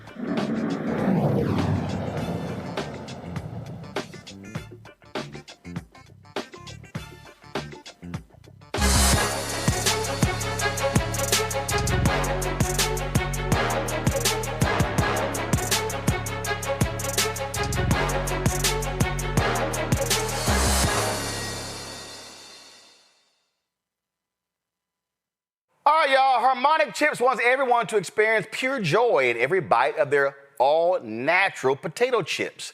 These are American-made. They are gluten-free, non-GMO, contain no MSG, and are vegan-friendly. Founded by Quanyata Benson, Harmonic Chips is a woman-owned company committed to creating delicious flavors that evoke happy memories. Quanyata joins us now from Snellville, Georgia. All right, so where these things start? Were you just hungry one damn night and you were like, I am not feeling these chips or the snacks, they ain't right for me. What happened? Well, it basically started my grandkids. My grandchildren are, inspiration for You got grandkids? That yes, yes, I have 2. You got 2 grandkids? I would never thought that, girl. Go on, keep going. So basically with, their snacks and all of those things, I wanted them to be able to have something that, was filling as well as good for them as well. And then I wanted to be able to do something like I did with my grandmother, when she was alive, something that we could share and have some good memories about. Okay, so what? You were just sitting in the crib and was like, you know what? I want my own damn chips. Okay, like how did we get there? Well, it started with a conversation with my husband.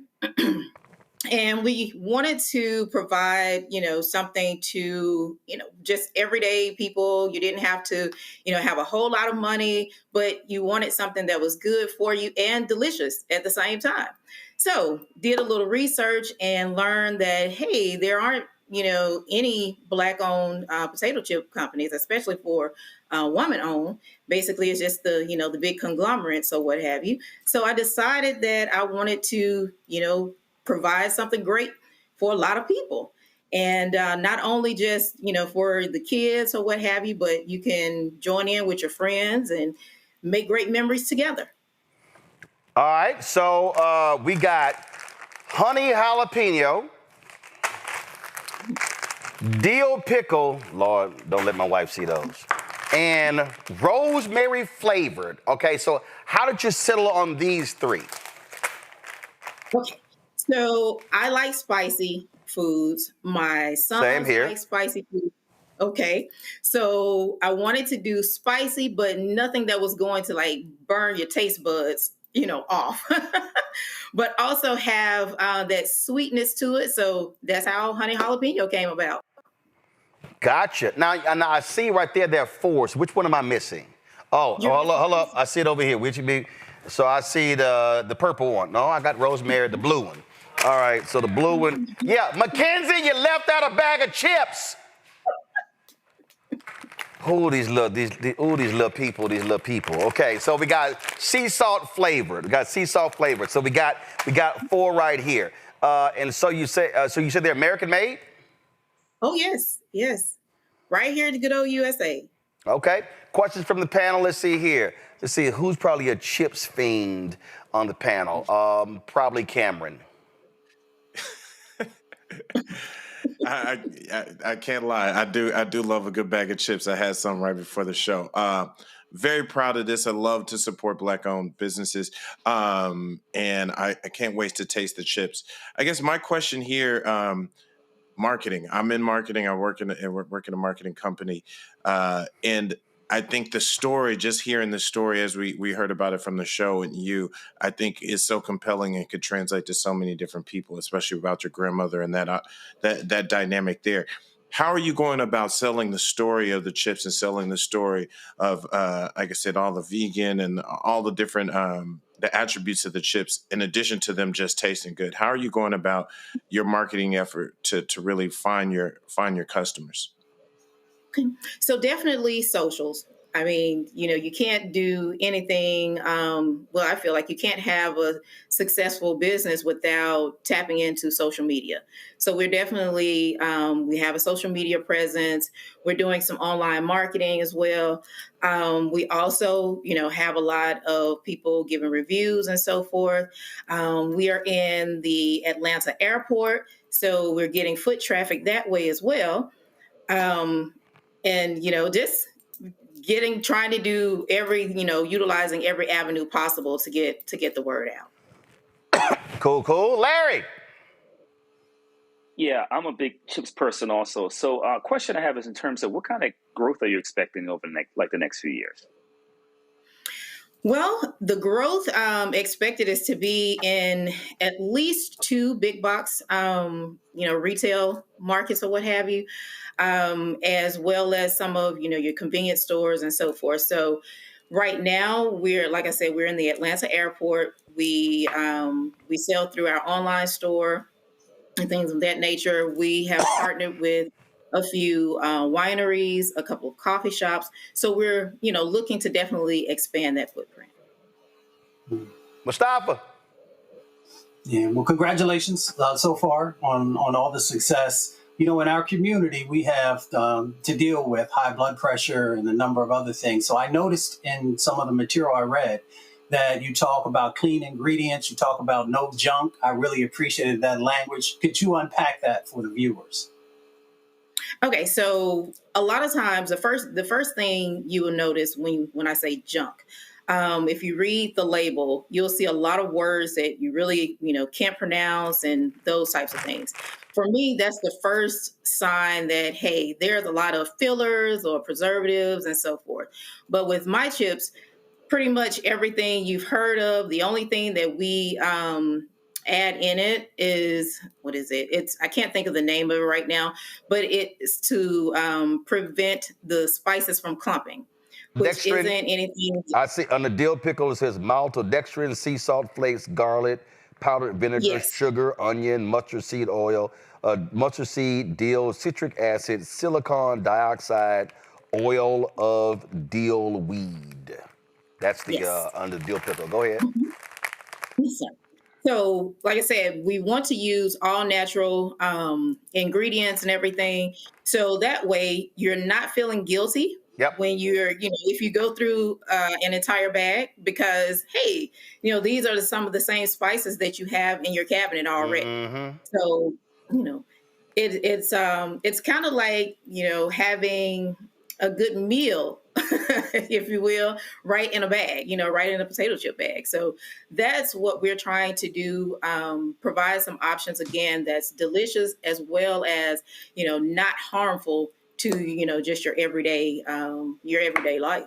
All right, y'all, we got Harmonic Chips. We've got, again, rosemary flavored, honey jalapeno, dill pickle, and of course, Mackenzie left out sea salt. So these are the 4 chips right here. Go to shopblackstarnetwork.com, shopblackstarnetwork.com for these black-owned chips. Y'all can check them out.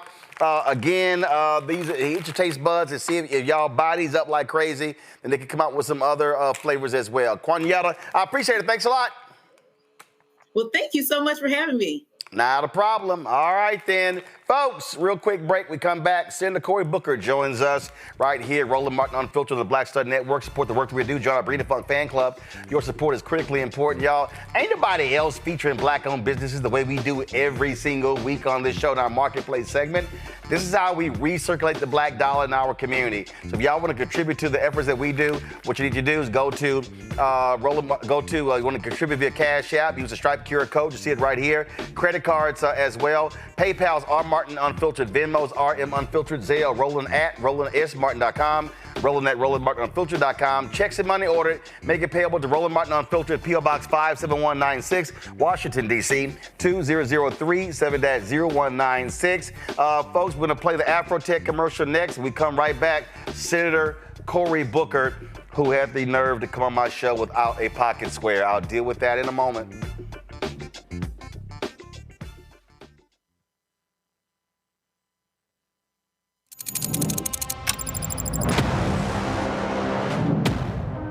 Afrotech, it's a lot of beauty, a lot of brilliance, a lot of intellect, a lot of innovation.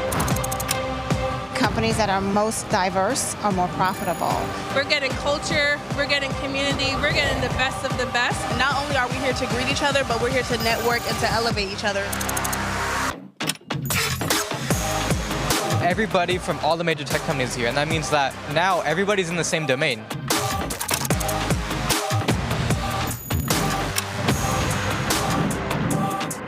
This is the premier event every year. This is really where we could take off. You can go fast by yourself, but we go farther together. This is where you're supposed to be.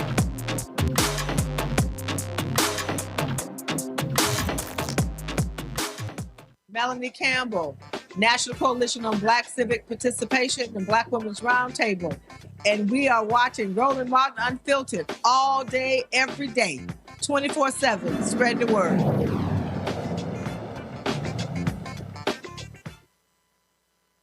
Folks, as we said in the last hour, the government shutdown continues. Senate Democrats and House Democrats have remained firm on the issue of health care. The Senate voted tonight on the issue. They, of course, it was 50 to 44 vote. So they'll reconvene tomorrow. Joining us right now, Senator Cory Booker. Senator, glad to have you on the show. Man, it's been too long. Last time you were here 3 years ago. So we got to do this a lot more often. Hold on, Roland. We know each other a long time. I just got to call you out on it. Why do you need Roland Martin Unfiltered? I have never met you. Easy. You were filtered. I've never met you when you were filtered. You were always unfiltered. Right, but it's for the people who don't know me and the people who I can't text on their cell phone because some people keep changing their number. I have never dodged you, man. I will give you my new number. Yes. Not if you're live on the air. but obviously not live on the air, duh. But you know, you gotta say Roland Martin Unfiltered because not everybody know a brother. You know, I meet new people every day. This is why I appreciate you, because you and I don't hope I don't call you out by calling you a friend, but you're the kind of friend I love because you're the one that will always tell me the truth, even if it's uncomfortable. Absolutely, such as you ain't wearing a pocket square, or are you? What are you doing? What's up? I am not wearing a pocket square, yes, sir. I'll explain that to y'all later. I just want everybody on this show to know I'm feeling kind of like important. I'm being hustled into the national convention, the Democratic National Convention. There's tons of people on the floor, and suddenly I get this yell from Roland. Yeah, the whole place quiets, and hears you call me out saying that I did not come correct. I don't look ready for the stage. Everybody cracked up. I felt like, how could my brother do that to me? You could whisper things like that. No, I'm trying to help brother out because you were looking bland. I remember this. You called me out because my shoes did not match my suit. That's what you called me. Yes, I did. Yes, I did. Yes. See, again, brothers helping brothers. All right, let's get right into it. Let's talk about this shutdown. This is, I'll say this here. You could disagree. That's fine. I think the last 10 months, Democrats have been flailing in the wind, trying to figure out how to properly punch back and connect with the American people against Republicans. I believe with this government shutdown, which I support, in that the fight over health care is a fundamental issue. And based upon polling data, it seems that Democrats have gotten their sea legs and people are responding to calling out Republicans on this very issue. And it is one that Democrats should stay healed. They should absolutely not give an inch on. First of all, I just want you to know this is a real issue for Americans. We're going to see this twin tsunami that Republicans unleashed. The first is they attacked Medicaid. That's going to hit at the end of next year. And now they're gutting the Affordable Care Act, which was part of their 2025 plan. Their Project 2025 plan is going to gut the Affordable Care Act subsidies. The combined losses will be in the many, many millions, but more savagely, in addition to millions losing their health insurance, millions and millions more, multiples more, will see their premiums skyrocket. And what that means for Americans is a lot of pain at a time that everything else is going up. The cost of energy, the cost of groceries, the cost of gasoline. And so Donald Trump, who promised to lower costs on day one, has done nothing but the opposite. And so Democrats have drawn a line and said, listen, if you want our votes and you need our votes, you control the House, the Senate, and the White House.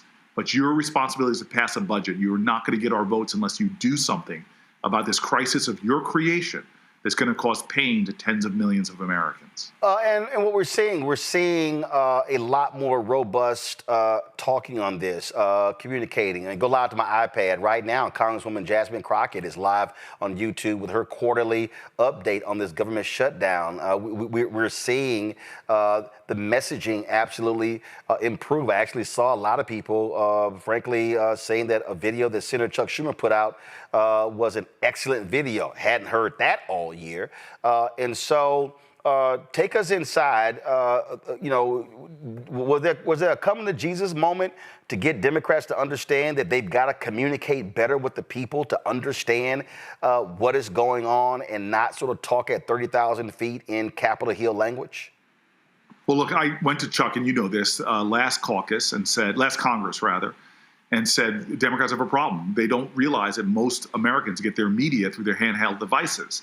And I asked him to give me the job of trying to get my caucus to communicate more effectively on these digital platforms. And I have to say, my caucus took to it in an extremely incredible way. Like, you had people starting accounts, putting themselves on accounts, learning the best ways to communicate on these platforms, be creative in their making of videos, work with creators and influencers. We have seen the amount of engagement that Democratic caucus, the 47 of us, have online go up fivefold.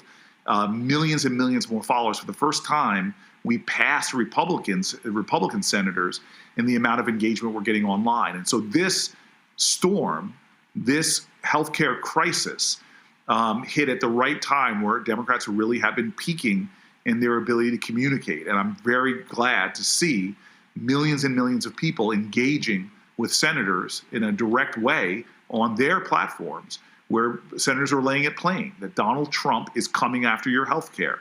Donald Trump is going to raise your health care costs for many people, doubling your premiums.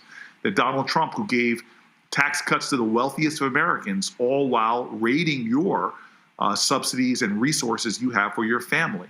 This is a president that clearly works for millionaires and billionaires, and no hating on them, but he's working against working people, and we're seeing it in everything, especially right now, we're seeing it in healthcare.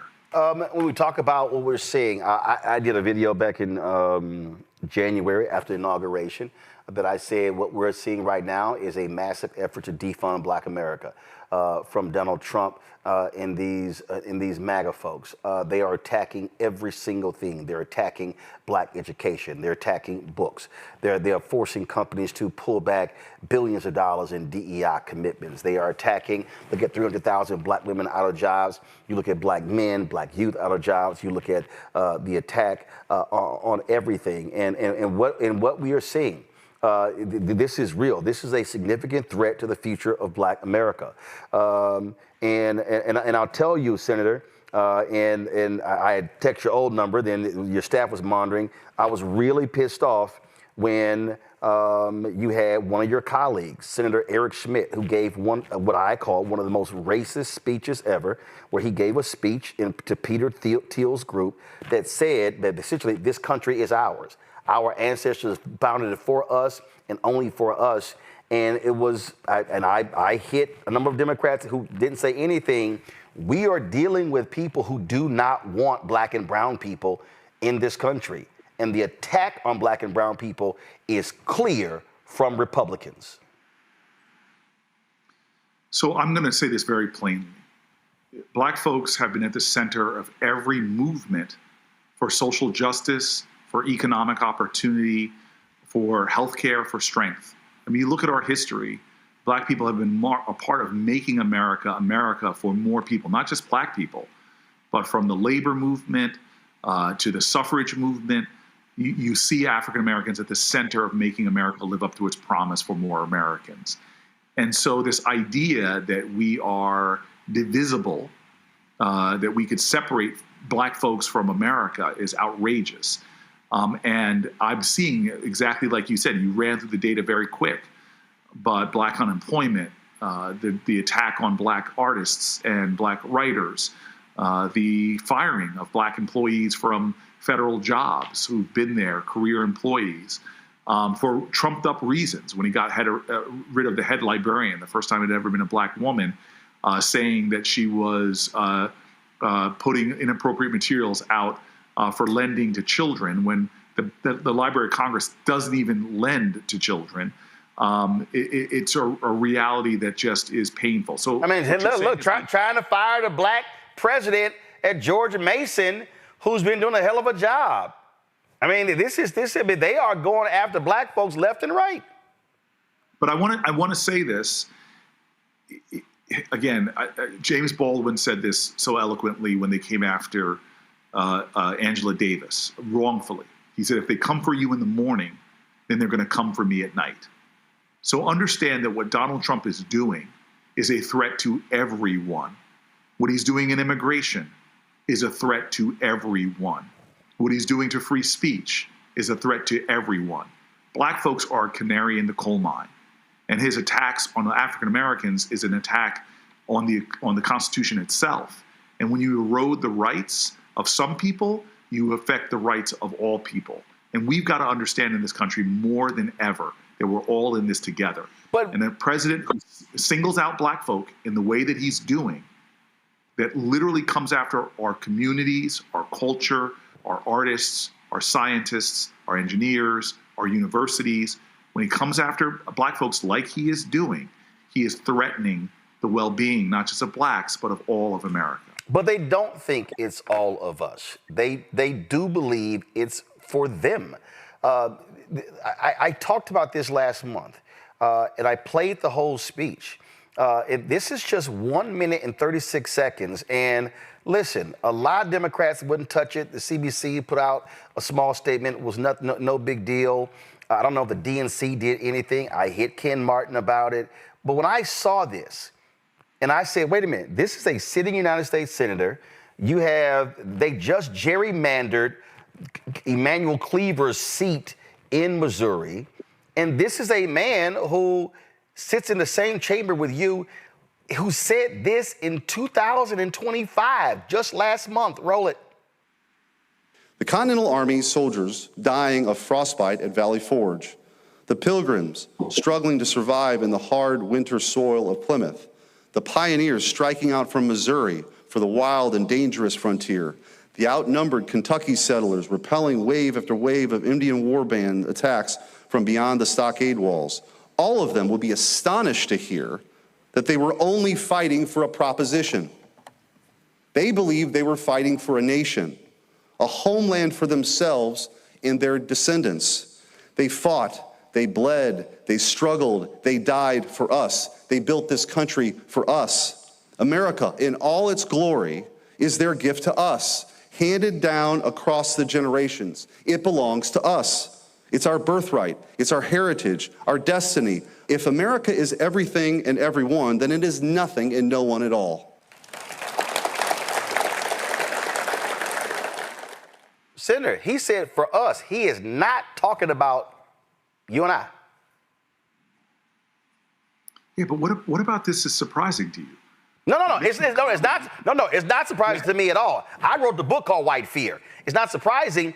My problem is, did any Democrat go to him and say, who the hell were you talking about? Was he challenged? Yeah, look, from Mitch McConnell to Ted Cruz, I sit in committee hearings. I watched Ketanji Brown Jackson get attacked in ways that were callous, cruel, and frankly, deeply bigoted. I find things that my colleagues say often incendiary and in many ways trying to get a response. So let me tell you what my focus is. First of all, one of the best issues for well-being to all your listeners is to realize you do not have to attend every argument you're invited to. I want to be clear to you right now, because Donald Trump is the chief of this, trying to bait us into debates and arguments over his incendiary, outrageous stuff.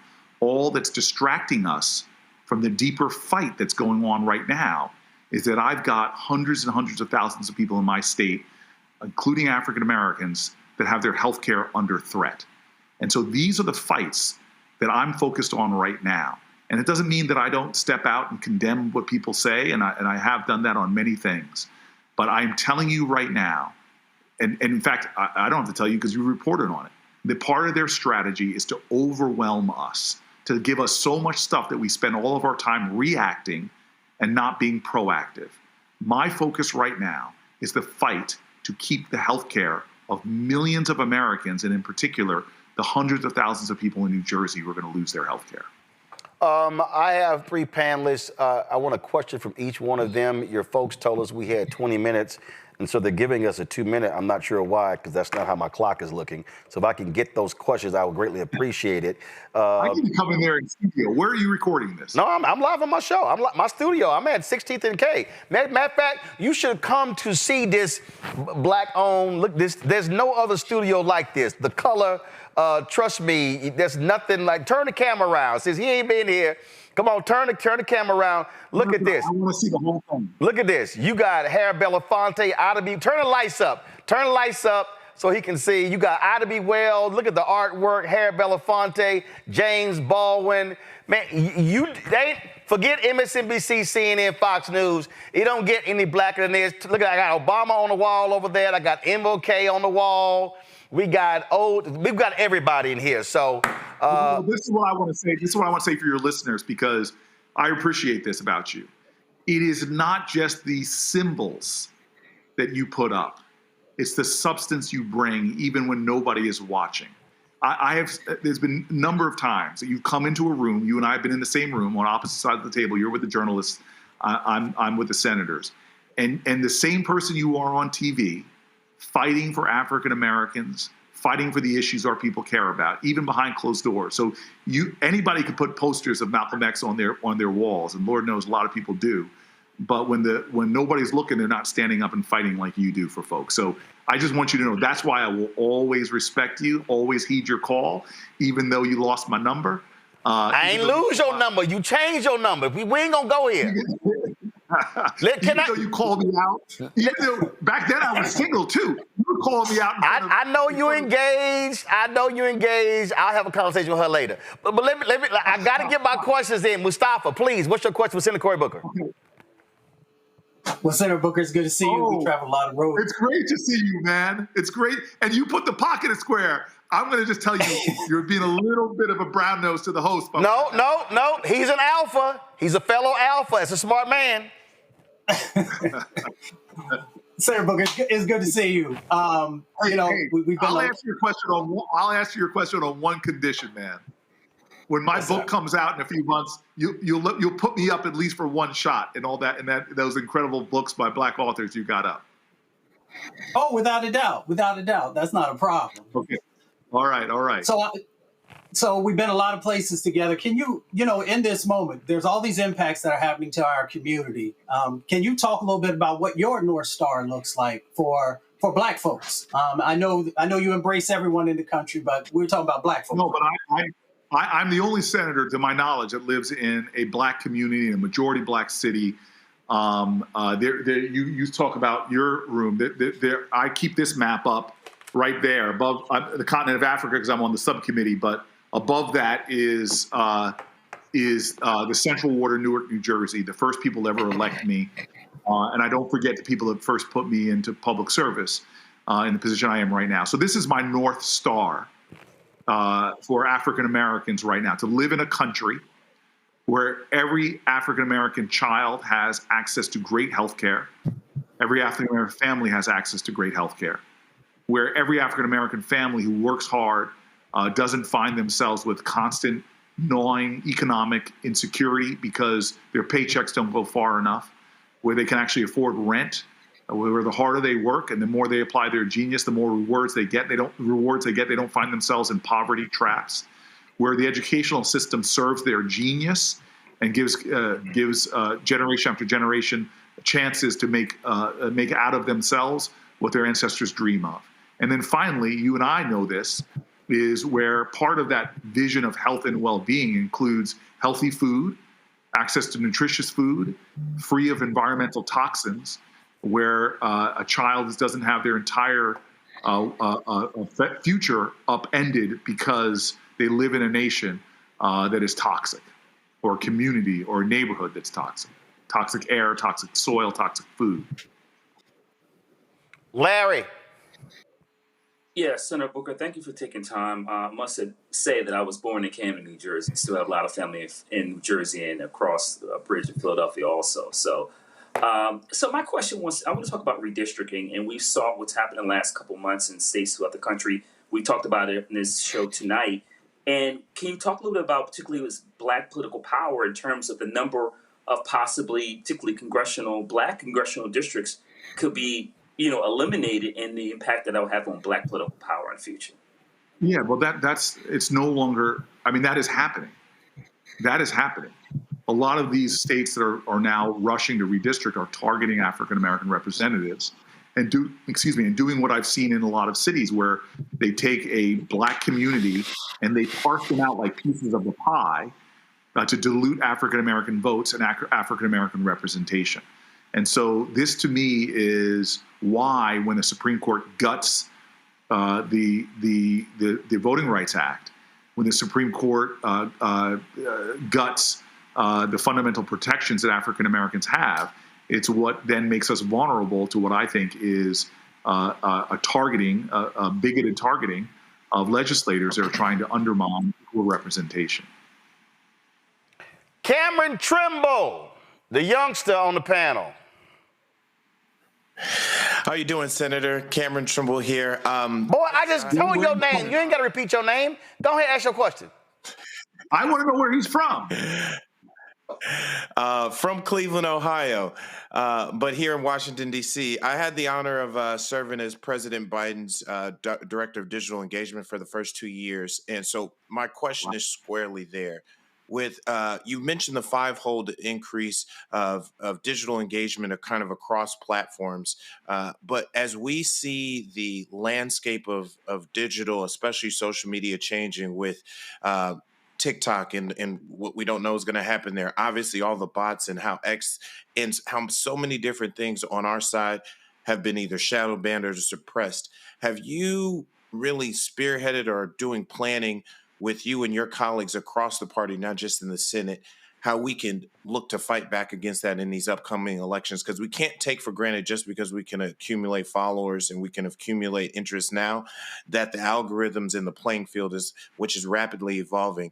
Like, what efforts are you seeing? Because I think so much is going to be won and lost on the digital landscape across the board. Yeah, you're right, and it's very terrifying what can happen because the landscape is changing so quickly. With AI, the sophistication of bots and the sophistication of algorithm influence is really growing. So I will say I'm having a lot of conversations both on the official side as an elected leader that should be doing everything we can to try to protect our communications and speech from malign influence or these platforms finding ways to unfairly choke certain content, shadow ban, as you said, and more.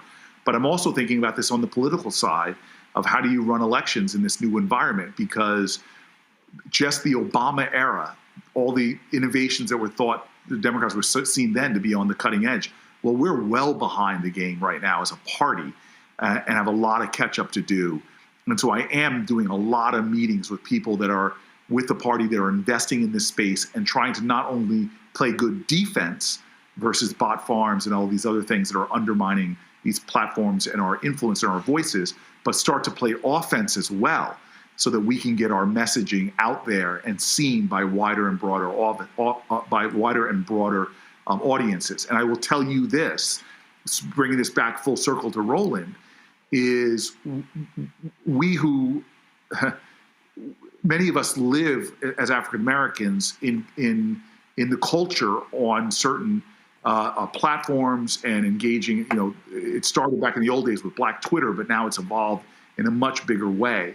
When you have a lot of people making communications decisions, but they don't understand the Black community or the Latino community, the diverse Asian American community, they are going to miss opportunities to communicate to those offices and leave our community feeling like they often do, where you're just not talking to us. You're not communicating us. We don't know what you're doing for us. Exactly. And that's why platforms like this, but strategies are so important as well. Well, you're absolutely right. And I'll end it with this here. Not disappearing, but they got to make an investment. And I'm telling you, I've dealt with too many campaigns where they play us small, they throw small amounts of money, and I see other folks getting 6- and 7-figure ad buys, and I'm sitting here going, really? But then they want us to come save their asses in the last 3 weeks of the campaign. And I've said this directly to Senator Chuck Schumer. I've said it to Jeffries. I've said it to Ken Martin. I've said it to folks, DSCC, DCCC, House Majority PAC, Senate Majority PAC. Don't just sit here and reward us with meetings. Reward us also with advertising, because you do it to Sinclair, you do it to Nexstar, you do it to Tegna, you do it to CNN, MSNBC, but they always play Black-owned media small, and that's one of the reasons why we can't actually build and have scale, because we never see those dollars. Those are just facts. And for people that don't know this, when campaigns are spending literally hundreds of millions of dollars on communication, and they think they can communicate to our communities without going onto platforms like these and doing what we do with other platforms that go to the majority, they're making not only a bad mistake in terms of getting to the Black community and communicating to the Black community, they're also undermining Black communication apparatuses altogether. So Roland, you and I have been talking about this for years. When I came into the Senate, it was a much different place. And now, thanks to Chuck Schumer's leadership and others, the people making decisions in the DS are more diverse. And you see Black faces in those spaces helping to actually decide where money goes. And that's making a big difference. Well, it might be more diverse, but I can tell you, I don't recall seeing any of that in 24. So we'll see what happens in 2026.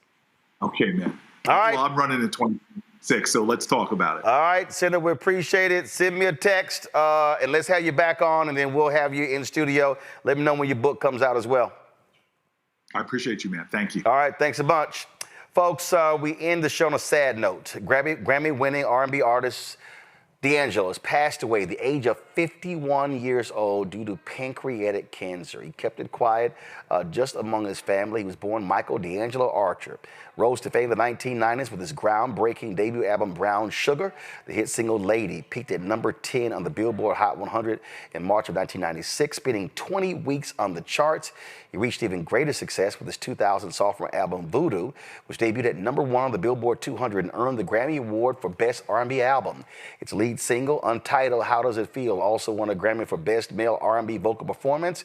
And of course, sisters know about that video. It cemented his legacy as one of the most influential voices in R&B. A statement from D'Angelo, and now keep in mind, he had a child with Angie Stone. She died tragically in a car crash in March. Their son, Michael, released this statement. I am grateful for your thoughts and prayers during these very difficult times, as it has been a very rough and sad year for me.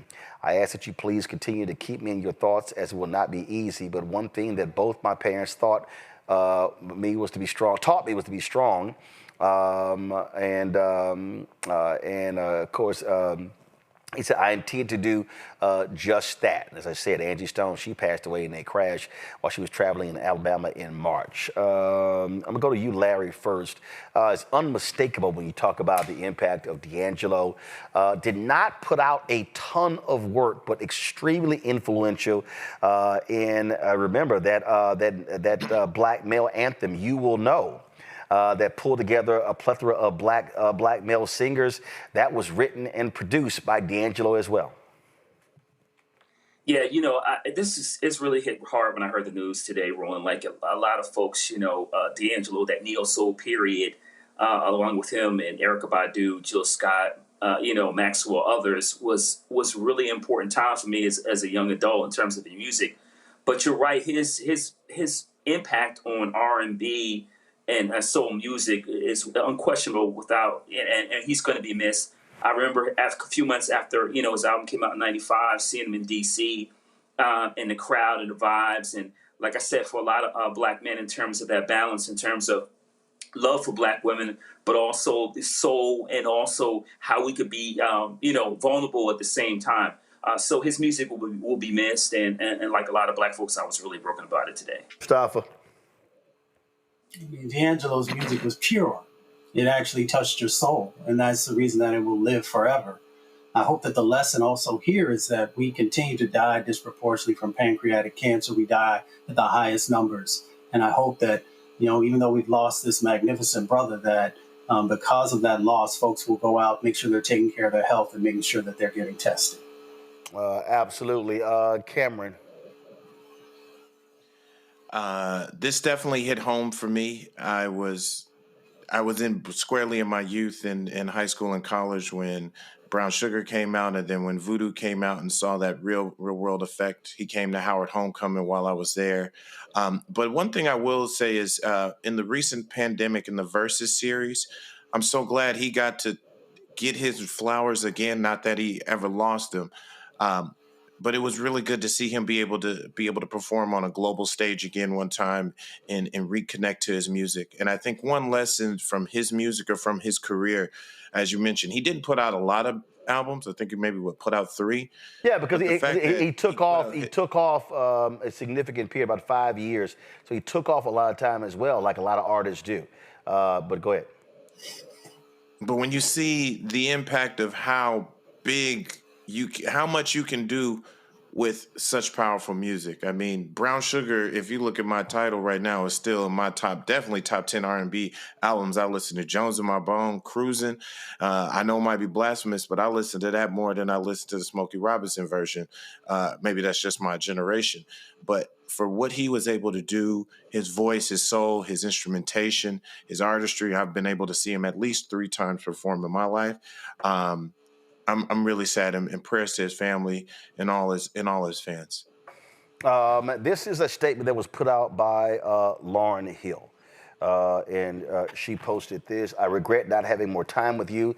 Your undeniable beauty and talent were not of this world, and a presence not of this world needs protection in a world that covets light in the anointing of God. You, sir, moved us, stirred us, inspired, and even intimidated others to action with your genius. Thank you for being a beacon of light to a generation and beyond who had no remembrance of the legacy that preceded us. Thank you for charting the course and for making space during a time when no similar space really existed. You imagine a unity of strength and sensitivity in black manhood. You imaged a unity of strength and sensitivity in black manhood to a generation that only saw itself as having to be one or the other. It is my earnest prayer that you are in peace, far away from selfishness, fear, and or controlling interest, far from possessiveness, far from greed, far from manipulation, far from exploitation, far from intentionally designed chaos, and that you, brother, are in peace, in bliss, and in eternal light and fulfillment with our Father in heaven. I love you and I missed you. May God grant peace and shelter to your family, true friends, and genuine appreciators, Brother King. That, of course, is a statement from Lauryn Hill with regards to the passing of D'Angelo. You know, I was having a conversation, Mustafa, with someone the other day, and this individual, the sister I was talking to, she was talking about how she's been pained by a lot of things, and she said, primarily, she said, because I'm now experiencing things that my parents experienced. And I know what she was talking about. What she was talking about is that, you know, when you reach your 50s, all of a sudden, the passing of people who we know, people who we admire, whether they are entertainers or singers or athletes, but also classmates, begin to pick up because there are more years behind us and in front of us. And of course, D'Angelo was dealing with pancreatic cancer. There are people who now are experiencing so many different things. And what I tell folks constantly, and I get people, they always crack me up. They say, man, you're always going here. You're always playing golf. You're always doing this and doing that. And I remind people, I'm like, ain't no day, ain't no hour, ain't no minute, no second promised. And the reality is we got to live life to the fullest. And I always use the hashtag live life, love it. And because we have to recognize that we all have a timestamp, all have an expiration date, and we simply don't know what it is. Well, you know, I believe that we're all sent here to do good, to touch, to make sure that folks know that they're seen and valued and honored. And when I think about D'Angelo, when I think about a number of folks who have, you know, crossed over to be with the ancestors, you know, that's what they did. And that's why it's so incredibly important for us to honor folks, both when they're here in this moment, putting our arms around them, whether, you know, it is actually physically or through thoughts and prayers and connection by picking up the phone. But it is also about us honoring everything that they left behind and cherishing that and protecting it, especially in a time of erasure. You know, our music is so incredibly important. Our poetry is important. All the things that writers do is so incredibly important because it is the essence of who we are. And D'Angelo brought that forward. If you listen to his music, when we talk about soul music, his music was just that. All you have to do is turn down the lights. All you have to do is put on that album, and it takes you to another place. It replenishes you. And we should do that each and every day with each other, especially when folks are always coming for us.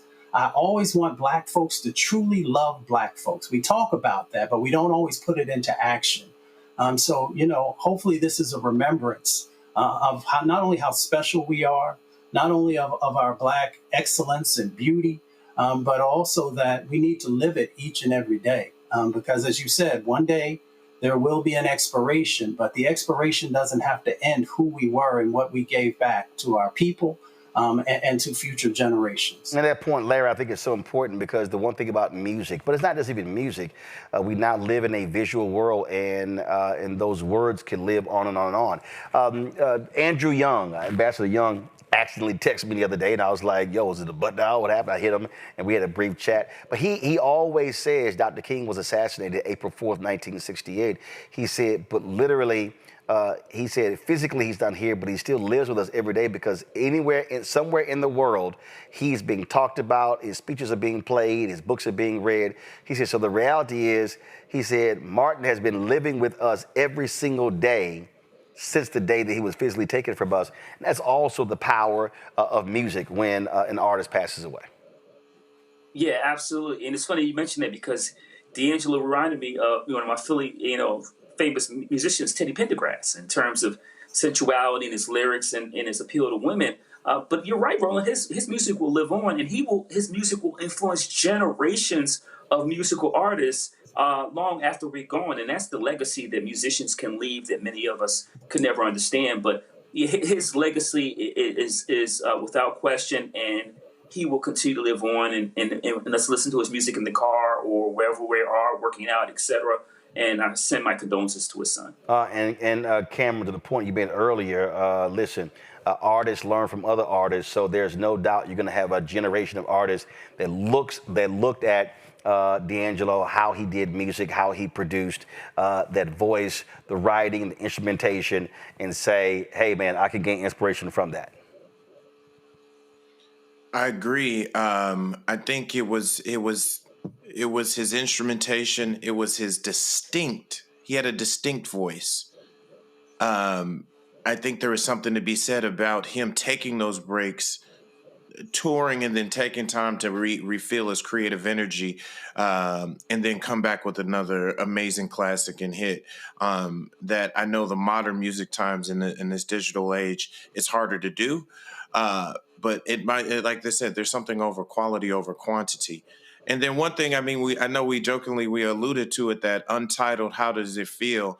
The visual of that and how striking that was. And it obviously, I was squarely in college when that came out, and that was all the rage of all the women. But what I will say, it was simple. It was simple. D'Angelo, exactly. butt naked in a black background. I don't know, but I will say, like, just in terms of when you say inspiring it, and something that was so simple, and that was, you remember the 2000s, 90s is when they're spending $500,000, $1 million, $2 million on videos, and one of the most impactful videos that still sticks out into your day is something I guarantee you shouldn't have cost more than maybe a few $1,000s, just whatever it took, the lighting and so forth. So for him to go against the mold at a time specifically then when people were pouring so much into that, and he just let the music and the visual connect. And then now when you hear it, I mean, I don't watch the video, but you hear the song, like how powerful. You like, I don't watch the video. Trust me, you put that video around a sister, the scene is going to change. Folks, the great musician Raphael Sadiq had a conversation with iHeart Radio where he talked about working with D'Angelo on the song Lady. Here's what he said. The first time we met, D was supposed to come to my house, and he didn't show up the first day. And then but he came the next day. But I think he thought, he was going to come to a house, and it was going to look like the rich and famous, probably with a spiral stairs and helpers, everybody in the house. And yeah, it's like, I'm going to Tony's house. It's but when he thought it's going to be a lot of people, he don't really like a lot of people, Yeah. And then he found out I don't either. So when he got to my little 2-bedroom, $235,000 crib, where, it was in the garage. It was me, him, and my engineer. Where at? In Sacramento. In Sac? Oh, wow. Yeah. And I lived in this neighborhood full of, like, lobbyists and politicians, right? And we were just, and he was just so surprised. He didn't tell me later on. I thought his house was going to be crowded with a lot of people, and it wasn't.